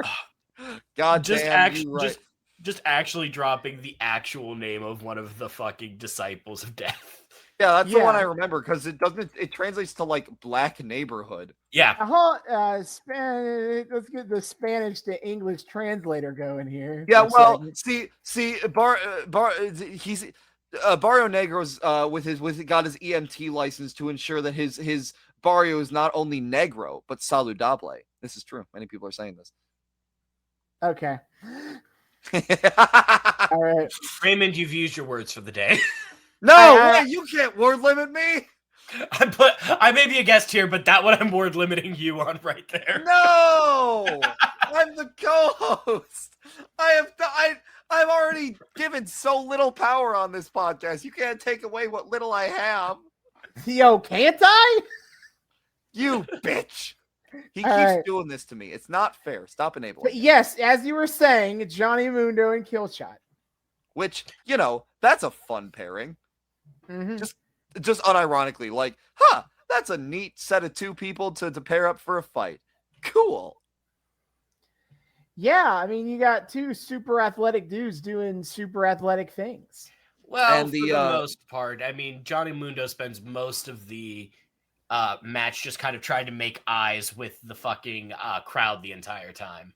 Which, And like, the props crowd to him. is They keep none calling too him impressed. Johnny Zero. It's very offensive. Oh god, it's almost offensive. It's almost offensive saying ass boys. Like it ranks up there with the wrestler slurs. I have to say. It's like whenever Roman Reigns tried to speak at that one wrestling match, and it's just fuck you, Roman. Yeah, well, Oh, except yeah, in that this was case, a Johnny Mundo's beautiful supposed to be the time. bad guy. That's true. Incorrect as that may be, in my humble opinion, he is supposed to be the bad guy here. Mm-hmm. I laughed. Yeah. I laughed when Johnny Mundo was setting up for the end of the world and Killshot merely rolled out of the way. Yeah, I know. And he just screams. He sets up for the end of the world, and like so Johnny's like kind of mugging at the crowd, and so Killshot just kind of scooches away, and Johnny turns around and he's like, hey, where you going? Get the fuck back here. Yeah. Anything you can do. Killshot has his biggest moment in the match when he crotches Johnny on the middle rope. I don't think I've ever seen that. Then a DDT into the 450, but is a kick out. And the Super Bowl is a coming, which is also that works for us too. Matt Stryker says that they are throwing Hail Marys out there. You tried, buddy. But yeah. There's also a great line where they're both on the floor, and I think it was Killshot does some. I don't know if it was quite a spear, but he basically he's got Johnny up against the apron, and he kind of like slams into him. And Vamp makes a comment about how Killshot just shot the snot right out of Johnny Mundo's nostril, and Stryker just goes, "Thanks for that visual, Vamp." Which thank you, Stryker. For once, I actually agree with Stryker. Thank you for that. So they bump into Rick Knox, and Johnny Mundo uses this opportunity. So Killshot dives at Johnny, and Johnny like back kicks him in the dick.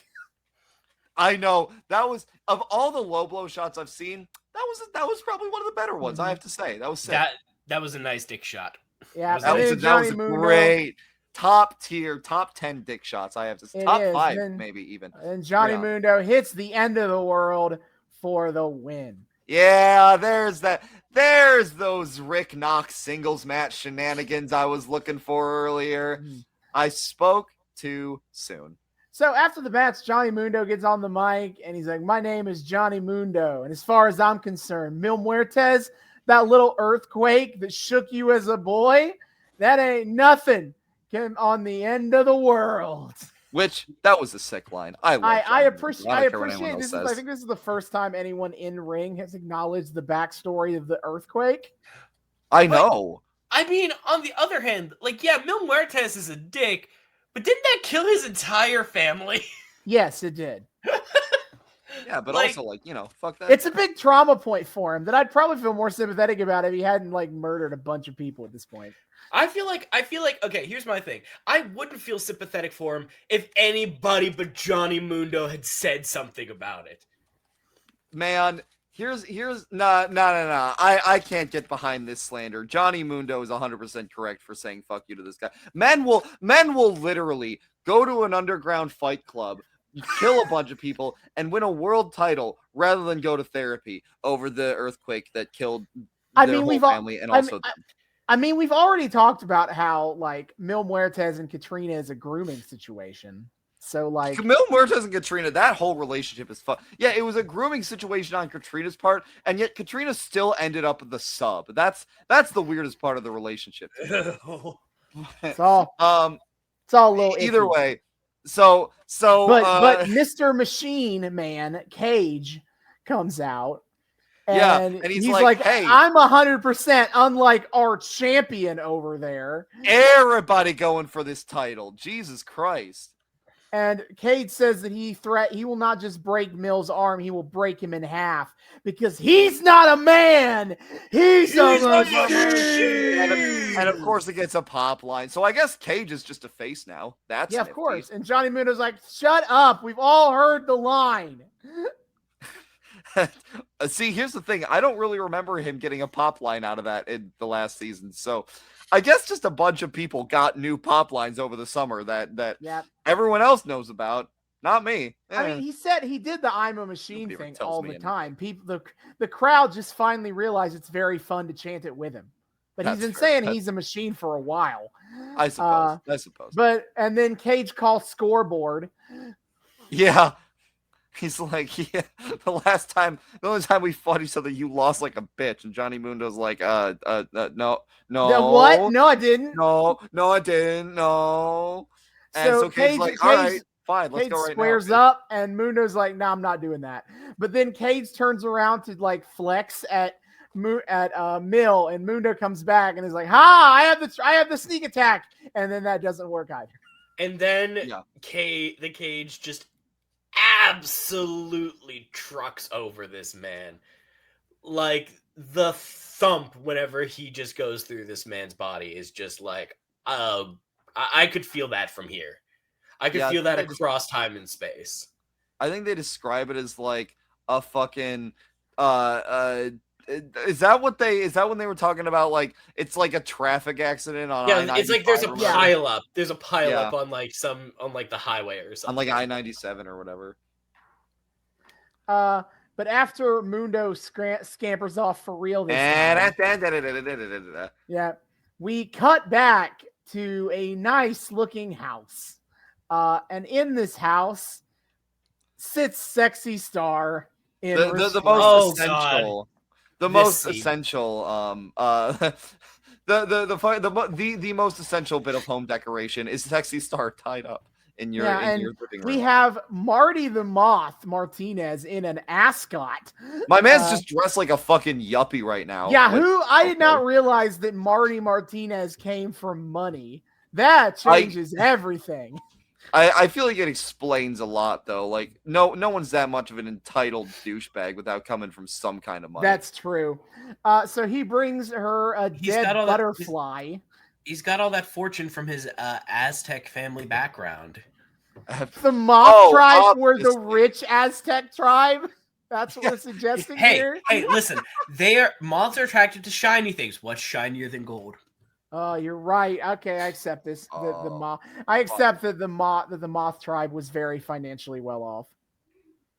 That's that. You know what, Curtis hits another one out of the park. I was about to say we're going into this deep lore shit. We're going into deep lore. They were the House Lannister of their day. Austin, we made such a good call bringing Curtis on for Lucha Underground. This shit is right up his alley in more ways than I guess we realized. But like, my man's here for the lore. The proud moth said. Absolutely. Yeah. So I guess see, am I the only one that felt like this was, maybe neither of you have seen this, am I the only one that felt like this was like a weird homage to Red Dragon? Because he's like he's got like the whole like moth thing going, and he's like he thinks it's a butterfly. Just like the proud caterpillar, your change will be complete soon. So I guess like, I don't know, they're implying that they're gonna like brainwash her or something. I don't know. I do need to, you kind of glossed over, but the man's name, is Marty the Moth Martinez. Why can he not tell the difference between a moth and a butterfly? Yeah, he's really got a dead moth in his hands, and he's calling it a butterfly. Also, David, I'm surprised that you missed the clear Silence of the Lamb references going on there. Well, the Red Dragon is Silence of the Lambs. It's the same. Is it? It's the same franchise. Yeah. Oh, no kidding. That I'm not as familiar with. I just know specifically like the Death's Head moth from, or whatever it was from Silence of the Lambs specifically. Yeah, no, there's also like it's a whole thing. It's like it's a prequel, I'm pretty sure, to Silence of the Lambs, where it's like it's another serial killer who's obsessed with like this idea of metamorphosis and yada yada yada. So I guess maybe they were going for Silence of the Lambs type shit. Oh boy, it's all coming together. But yeah, so I don't know. Maybe they're planning on like brainwashing her or something. They're like, yeah, but my sister says it's all. Marty says that his sister says that it's almost time for Sexy Star to spread her wings and fly back to the temple. Man, she I won't can't be going alone. Which we'll be coming with her. Wait. Hear me out. Okay. We haven't seen the sister yet. I'm just looking forward to whenever Anthony Hopkins shows up in drag. No, I already asked Austin about this last time. It's not a psycho situation. They are legit with this. They are legit. He has a sister. Yes, there is. It's not Marty the Moth in drag, which thank God. I was saying Anthony Hopkins specifically. Like I want to see actual Hannibal Lecter. Show up here. Anthony Hopkins. I was thinking Anthony Perkins. Okay, different Anthony. Okay, also,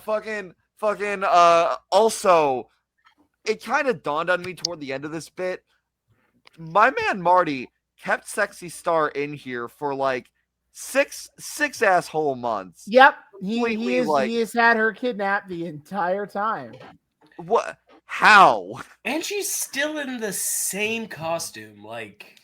Yeah, how the fuck has nobody come looking for this, like, lucha? Well, to be fair, illegal underground fighting ring.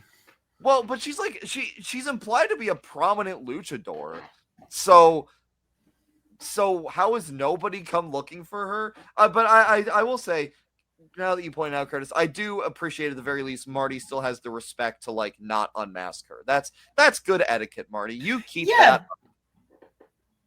I was about to say, who'd have thought that he'd have some luchador like actual etiquette going on? To be fair, with how much he simps for this idea of like him being part of like the proud Aztec tradition, that actually does kind of scan. Like he's almost a fanboy, just a particularly deranged fanboy.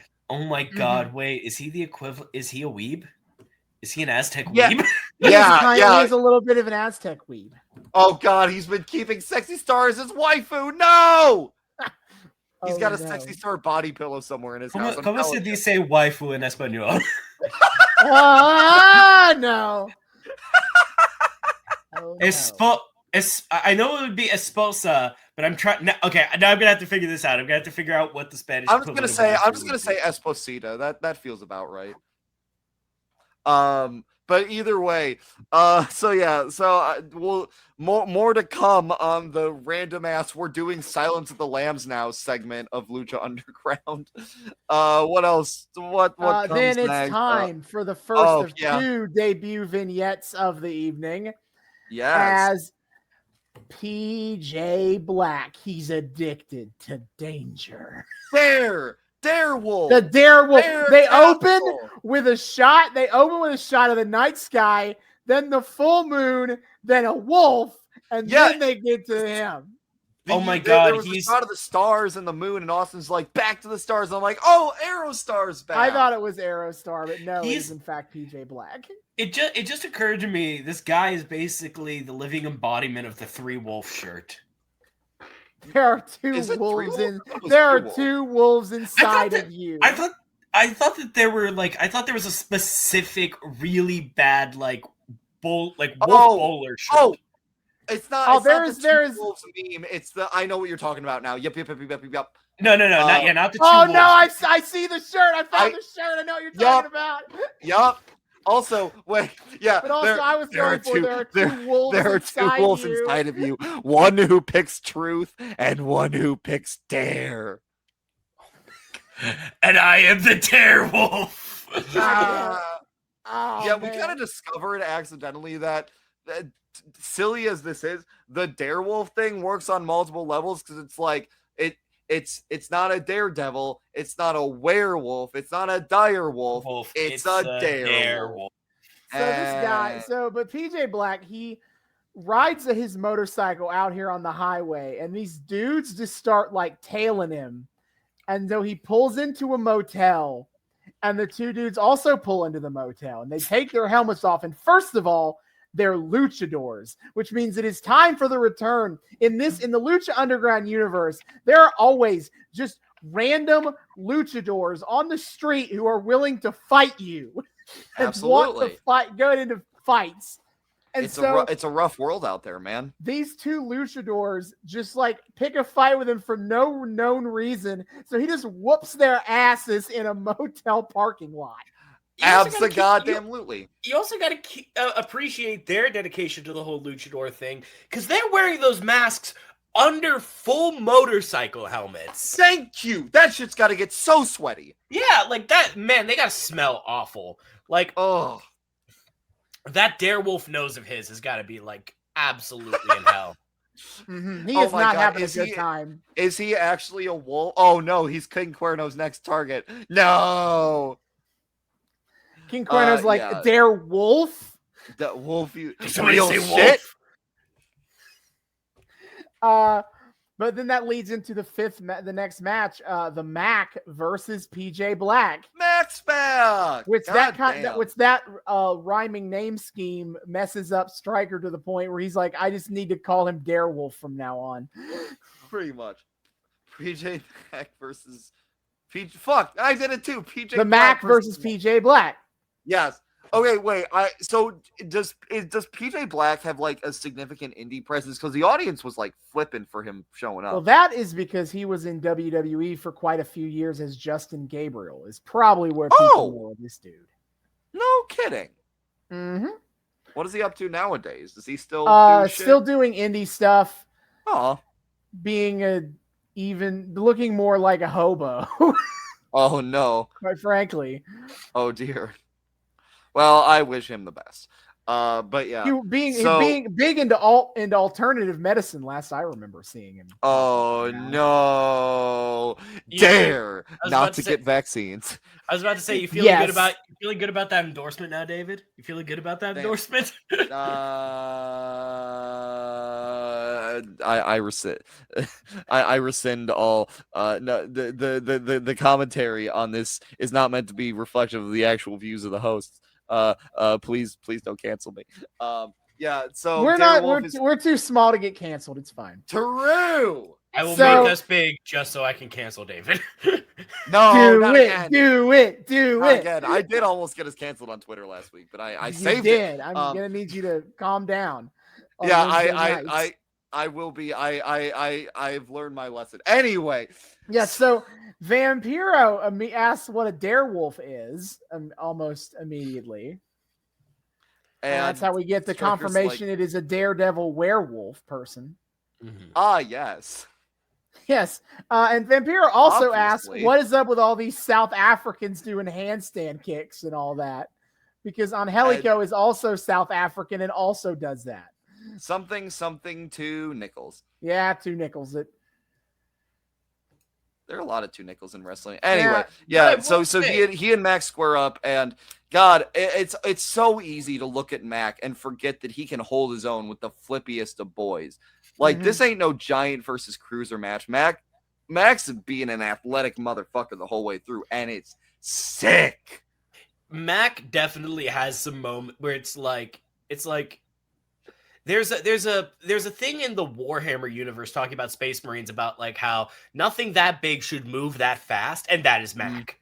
Mm-hmm. Oh my God, there are some wrestlers, man, who are big boys. Cage is also like that. Cage is like that. If you're a fan of that kind of principle, you would love Wardlow. there are a whole bunch of wrestlers out there that are big boys who Mhm. can still flip. But yeah, Mac. I want to shout out PJ Black doing the Blue Thunder Bomb and calling it Black to the Future. Oh my god, yeah, that's his finisher, I guess. Which, Nah, his finisher's the 450. That's one of his Oh. SIGs, though. but yeah, the Black to the Future, which I feel like that doesn't fit in with the wolf theming, but you know, I'm happy he was able to make the pun work. But puns.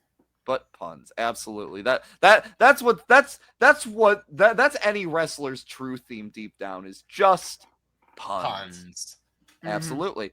Yeah, so but it's a sick match. Those two boys are flipping all over the place. And much to my shock, Mac actually gets the dub. Yeah. PJ Black tries to jump at him from the ropes and goes right into a stunner. Oh, hell Yes. yeah, Austin. Oh, hell yeah. 316. Mac 316 says I'm gonna kick that fucking wolf's ass.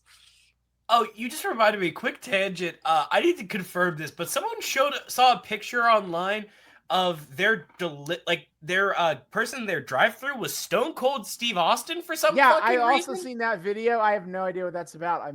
No context, but I have seen that too, and yeah, I think that's a legit thing. But continuing with the podcast. Sure. So the Mac gets the win. Then Lucha Underground, just because you debut does not mean that you're going to win your first match, pal. Which you'll love to see it. I care much more about the Mac than I do about the Darewolf.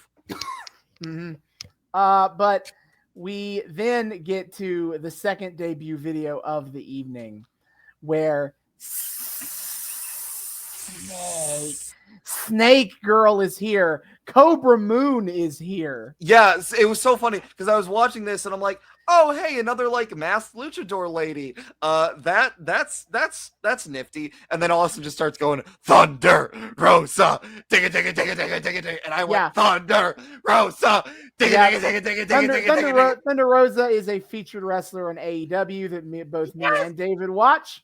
And this is from the before times when she was, from what I remember, very green and not good.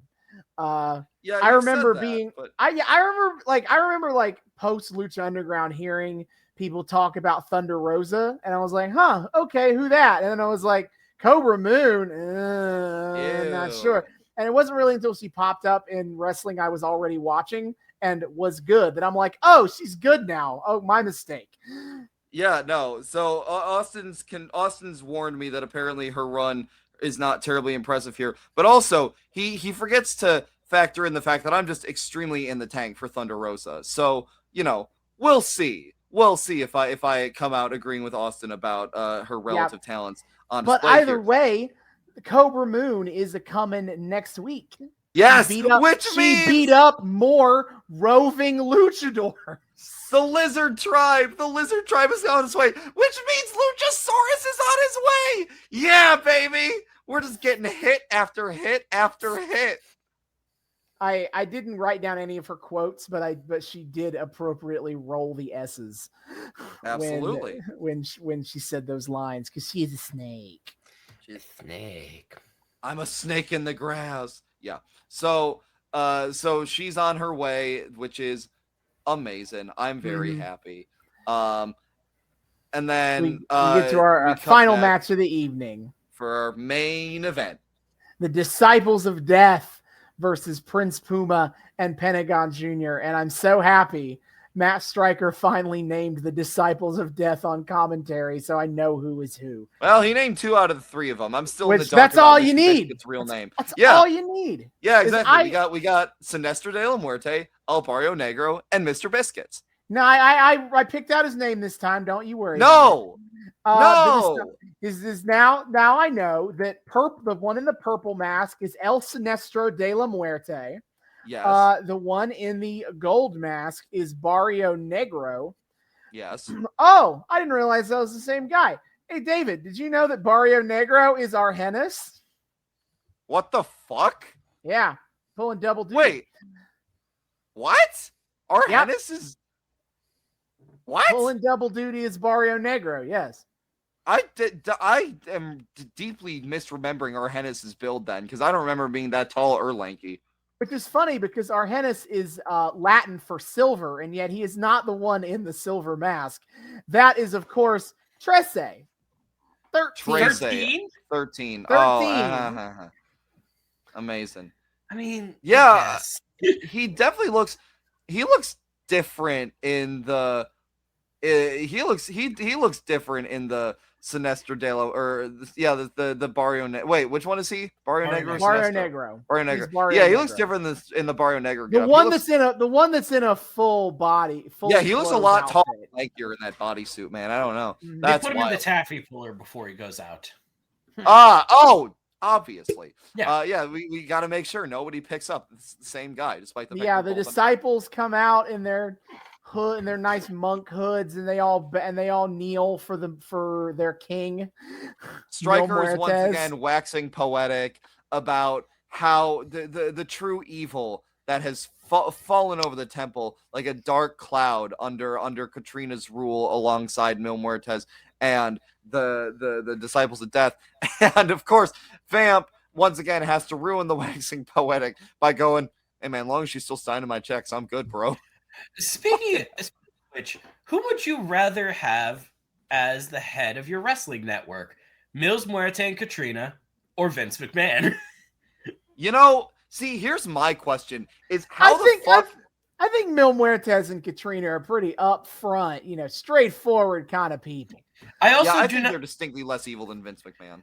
I also wonder, I was about to say, I don't think I have not yet heard Catrina or Mil Muertes use any racial slurs either. So. I will say, though, Catrina clearly does have a history of making sexual advances on yeah, she does a little bit of, she's a little sexual, she does a little bit of light sexual harassment.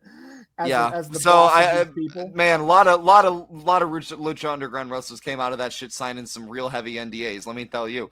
I see that does bring up one other logistic question I thought up is, with Catrina at the helm of this now, how does not she convince the heads of the network? Well, okay, I guess kayfabe is that it's not actually on television. They're not airing anywhere. It's fine. No, that doesn't make sense though. How the fuck are Striker and Vampiro there? You're asking who are they talking to? That's an interesting show. It's the crowd. They're just talking to the crowd. But the crowd can't hear them. They're not on live mics. They're on headsets. Oh, they're not? I assumed they were on live mics. I don't believe Austin here that the show itself, that at the very least in kayfabe, the wrestling is not being televised. I do not believe that. It's being televised just on a closed circuit TV and only goes there like we go. People. It's a local TV only situation. Yeah, okay, that's fine. Okay, well that's why those dumb shits don't know where the Fight Club is. I was about to say they've actually effectively got I imagine they've got their own cable network where you actually have to have someone run a line to your house so that you can connect. You can only turn on Lucha Underground. It's kind of like how in the ring they're like specifically the original Japanese ring. They pop. It's like after the TV not networks, the wrestling ring. Okay. No, I meant the ring. The ring. Yes. Okay. I'm gonna do that. Like after TV networks stop broadcasting after midnight, and then after that, Lucha Underground just kind of pops in, it just pops on, and nobody is. It's like a haunted wrestling show. That's my theory. I see. Man, this shit gets weirder and weirder every time. Okay, well then that makes a lot of sense. I was gonna ask how Catrina, the Ghost Witch, who's also new to being a showrunner of a commissioner of a wrestling program. How difficult could it be to convince the network? Well, no, to convince the network to let her keep running the show with such a green exec. But clearly, if she's dealing with Ghost TV, then she could very easily convince all the Ghost. Listen. I don't want to give spoilers to where certain storylines go, but quite frankly, Dario's storyline makes less sense unless, if we consider Lucha Underground to be something that has any sort of national televised reach. Yeah, which, yeah, no, I guess the answer really is don't think about it too hard. You're right. Mortal Kombat Lucha Underground crossover when? I would love that. I don't know why, but I'm just thinking of like the underground fighting tournaments now for some reason. That's so cool. That's so cool. Yeah, I'm here for that. That'd be a sick video game. Mortal Kombat. I want to watch Shao Kahn absolutely shatter Johnny Mundo. Yes, and then him and Mil Muertes form a tag team that rival the Brothers of Destruction. God damn. Yeah. Let's get back on track to our matches here. Now that we have covered how Catrina runs this operation. Prince, when Pentagon Jr. comes out, Vampiro is asked to like describe to the new viewers like how cool Pentagon Jr. is, and he's like, "God damn it, man! This is tough for me. I did a lot of therapy for this to not have to be this. I'm on doctor's orders. Stop making me talk about it." Yeah, this one just feels like Striker's doing this on purpose. But yeah, he's like Vampiro is super defensive about talking about Pentagon Jr. And then Striker just keeps asking about it anyway. Mm-hmm. He's definitely doing this on purpose. Yep. So the match itself is basically like when Pentagon Jr. and Puma can get on the same page with each other, they kind of just kick all the ass because they are much better individually than any of these stupid putties. But absolutely, they can't stay on the same page. Whenever they get an opportunity to get in a pissing contest, they do that. Oh, they piss all over that ring, all over each other. It's a whole mess. So much piss. So much piss. It is also nice to know that Striker was pretty much just as clueless about the identities of the disciples as we are. He takes a long time to get specific about any of their identities. It does, but every time he says one, he always sounds a little unsure that he actually got it right. Which one is which? Yeah. But yeah, like when they get individual opportunities to fight him, they go hard. Like when Pentagon comes in and just slaps the shit out of all three of them. Oh yeah, there's like also a bit where the other. There's also a bit where the disciples like kick one of them from behind, and Vamp goes like, "I never get that. You kick a guy in the ass. Why?" And Vamp once again needs to stop asking questions. Mm-hmm. Yeah. But the match ends where Puma hits the 630 on Trace, and Pentagon Jr. tags him before he jumps off the top rope and pin steals. Like a bastard. Like a bitch. Now Penta's gonna get all that XP, and Puma's not gonna see a lick. Puma only gets half XP for tagging out and not finishing the fight. Didn't you hear that Jaguar helmet actually counts as an EXP share? Oh, okay. Of course. Obviously. Now, there is one thing that we also have neglected, and that's the role that The Rock was playing in this match, actually, if we remember correctly. Oh, yeah. The Rock, yeah, that's a whole thing. Catrina, we've been calling hacks on that for a hot minute now on this show. All she has to do is raise The Rock, and suddenly they're like 10 times better. But it wasn't just that. They stopped trying to win the match when she did that and just started trying to take Puma's mask off the entire time. Yeah, well, that's just because they're a bunch of bastard men. Well, I guess bastard zombies. It only happened when The Rock came up. They only started being dicks like that whenever The Rock went up. I think we're going to see more of what Catrina's plans are here. Ooh. God damn, Curtis keeps hitting it. Jesus Christ. God damn! Fuck, can we have you on every week? No, yeah, Jesus Christ. All right, no, you're right, but it's making them more aggro at the very least. But also, I will always once again consider at what point does Catrina like at what point does her arm get tired? Like the real strat is just waiting out to like. That's why she can't just constantly use The Rock. It will tire her out. So just get absolutely. Obviously, she has to be strategic with the magic rock of evil. I'm wondering if they're gonna bring back the hacks that they did partway through last season, where like if the Disciples of Death are walking in like a counterclockwise circle around the ring while Mil's fighting, that gives him a power up. They did that once. I want to know if they're going to bring that back, because I was expecting them to do that during the Evil East fight, and they didn't. So I don't know. Were too busy. They were too busy keeping the other two members of the Menage a Trois of Brutality occupied. This is true. This is true. True. Well, I'm intrigued to see though how many cheat codes Catrina's employing now that she's commissioner. But yeah, so they still get the dub, and Penta's like, that was fun. Hey Puma, I'm gonna break your fucking arm now. And Puma's like, no, don't. Please no. Which they do know that is the first time that Penta has gone to break someone's arm and they've gotten out of it. Yeah. Yes, they do. Other times that someone has avoided the breaking arm. Somebody else was like broke that shit up. Puma or like they got out of the way early enough that they avoided getting in the hold in the first place. Yeah. Through the power of potential protagonistiness. Absolutely. Plot armor, baby. Puma got that plot armor to not get his arm broken right now. Absolutely. But also Puma the whole escapes time, Penta, while Penta had Puma in the hold, he was staring down Vampiro. And Vampiro was like, please stop. Daddy noticed me. And Vampiro's Father, I'm getting a restraining order. So Puma and Penta escape. A friendship was not forged here tonight. But then we cut to the final post-credit scene of the evening, where we get the guy in the hoodie and a mysterious figure is off screen.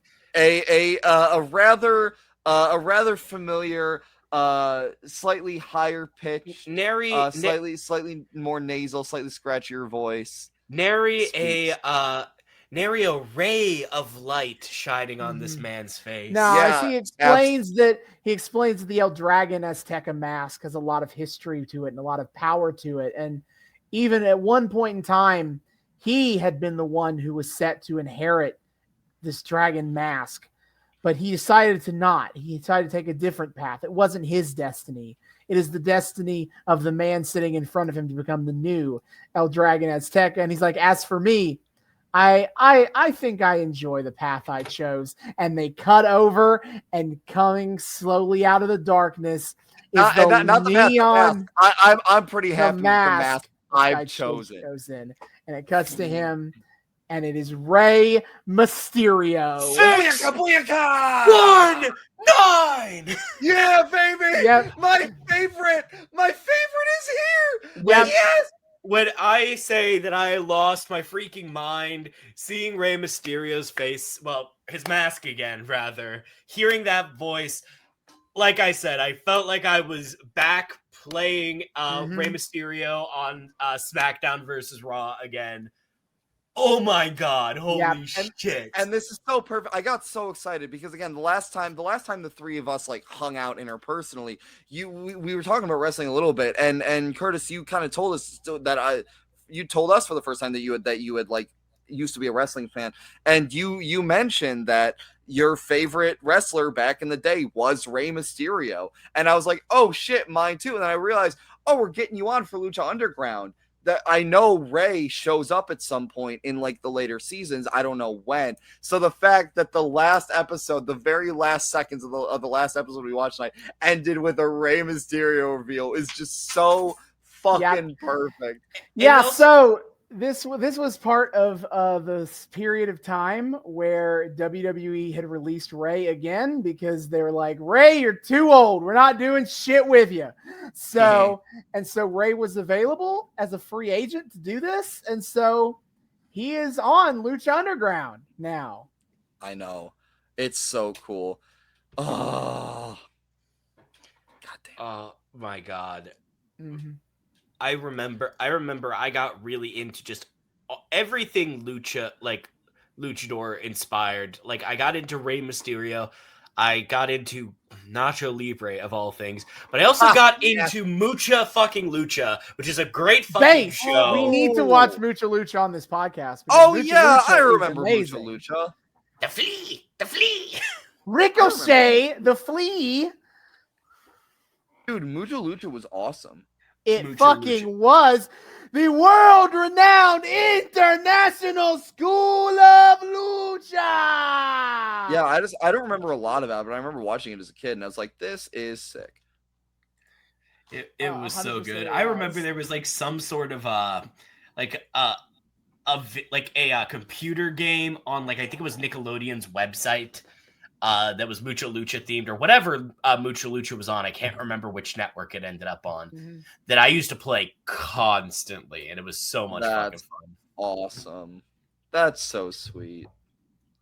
Yeah, so what a fucking way to close out these opening 2 episodes of the season. Yeah, Holy and shit. And I'll throw in here this is issue 1 of the Lucha Underground comic is all about this. Is Rey learning that El Dragon Azteca was murdered, and so he's like, I gotta go to Los Angeles.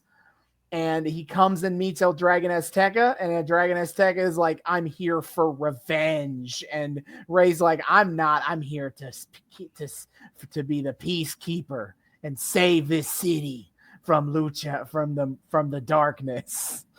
And Absolute. Darkness, So, yeah. darkness, the light, darkness, friendship, Darkness. darkness. Kingdom Hearts, yes. Kingdom Hearts, darkness, yes. Dario Cueto's key is a Keyblade, actually.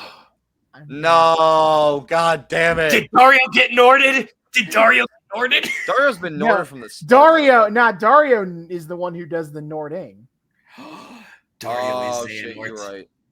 You right. Next time on Noobs and Knockouts, we talk about the Kingdom Hearts Lucha Underground crossover. Oh, no. Yes!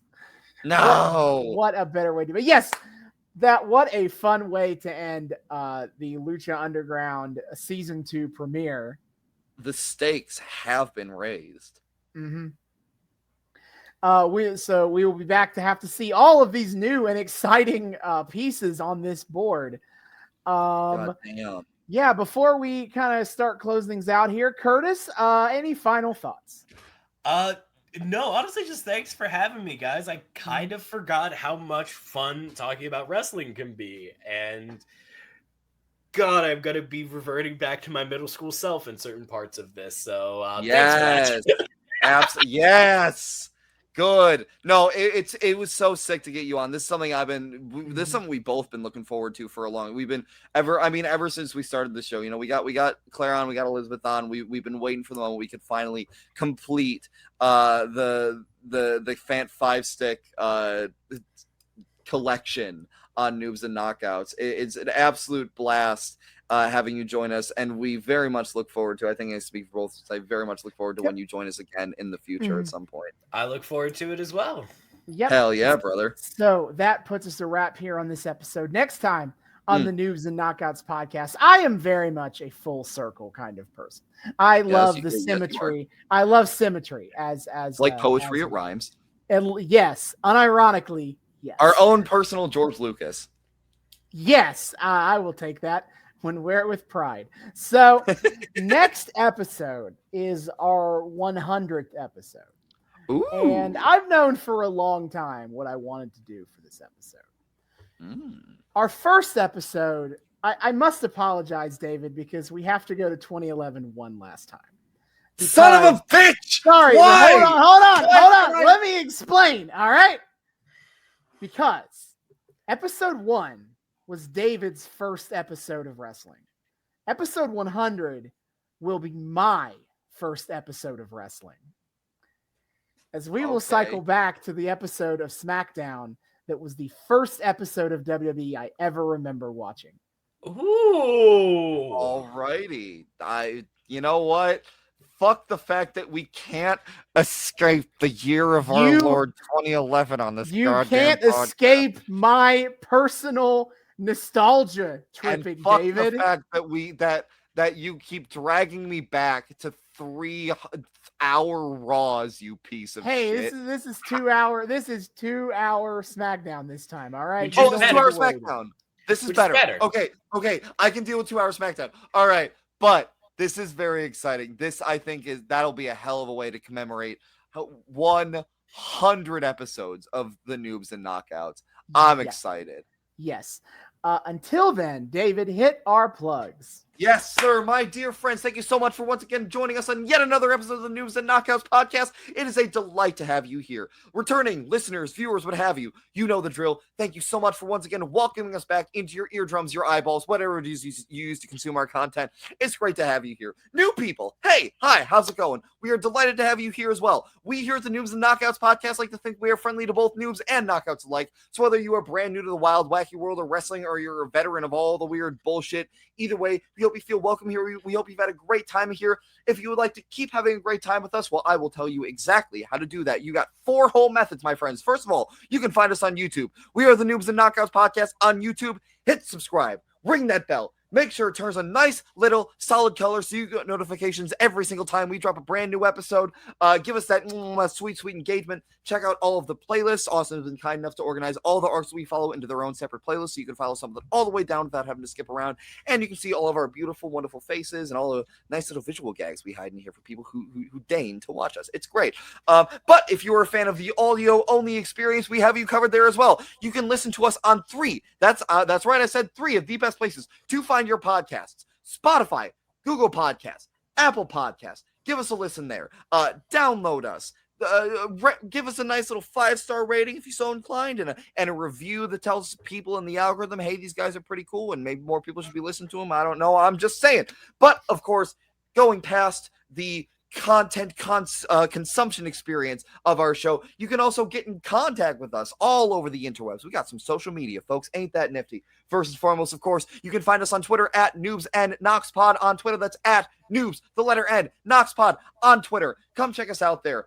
We post memes. We engage in discourse. We put up a post every single time we drop a brand new episode, so you guys always know what the hell's going on. And of course, the highlight of our Twitter is weekly wrestling live tweeting every Wednesday night at 8 p.m. We are watching AEW Dynamite and tweeting all about it.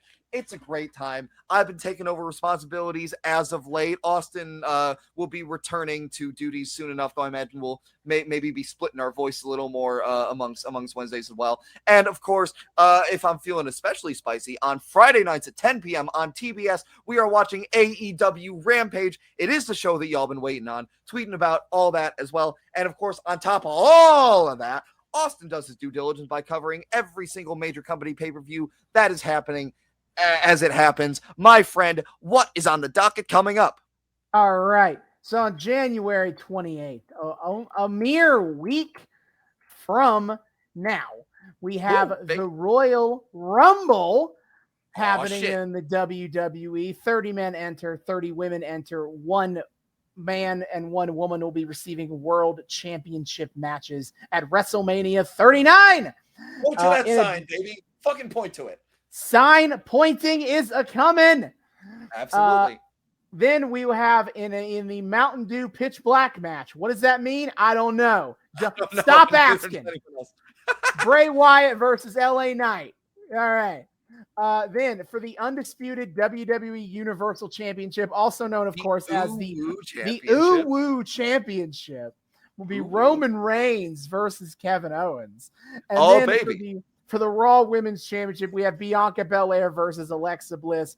Alexa Bliss is not having a good time right now that Bray Wyatt is returned. This is true. On March 5th is AEW Revolution. AEW's first pay-per-view in California, and that is so far off. I got no matches for it right now. Sorry about that. Not a thing. Speaking of being too far off, Impact Wrestling has Rebellion on April 16th. They just finished with Hard to Kill. Phenomenal show, especially if you get a chance to see Josh Alexander versus Bully Ray for the Impact Championship, or Mickie James versus Jordan Grace for the Impact Women's Championship. Check that shit out. But it will be a hot minute before April 16th. It's a whole 3 months away because that's how time works. But as that matches for that show get added, we will note them here on the podcast. Absolutely. So come check us out over on the Twitter. It's a great time. If you like listening to us ramble about wrestling for whatever reason for any period of time, you like it over on the Twitter. Our voices carry over pretty well. It's super fun. Of course, if you want to get in super duper direct contact with us, you can email us because we got an email address. That's also pretty cool. You can email us at noobsandknockoutspod@gmail.com. That's noobs, the word and knockoutspod@gmail.com. Come say hi to us. Tell us what you think about the show. Request things you want to see us cover on the show. Tell us how based and red pill our hot takes are, how fucking stupid they are. Either way, come say hi. We love people saying hi. We would love to say hi back. Noobs and knockoutspod@gmail.com. And of course, finally, we're also on Patreon. We are also the Noobs and Knockouts Podcast on Patreon. The link for that is in our Twitter. $1 a month gets you early access to episodes and a shout out at the end of each episode. Shout out to the sugar daddy, Kyle Smith, for being a friend of the show and contributing to that $1 tier. Enjoy your perks, buddy. If you want to enjoy some of those nice little perks along with our boy Kyle, give us a nice little buckarino too, if you're so inclined, over at Noobs and Knockouts Podcast over on the Patreon. Link is in the Twitter. One last time, Curtis, thank you so much for being here. Anything, my friend, you would like to plug before we go? Nope, nothing. No plugs on my end. Just thanks for having me on again. Absolutely. And see you all next time. Hasta luego.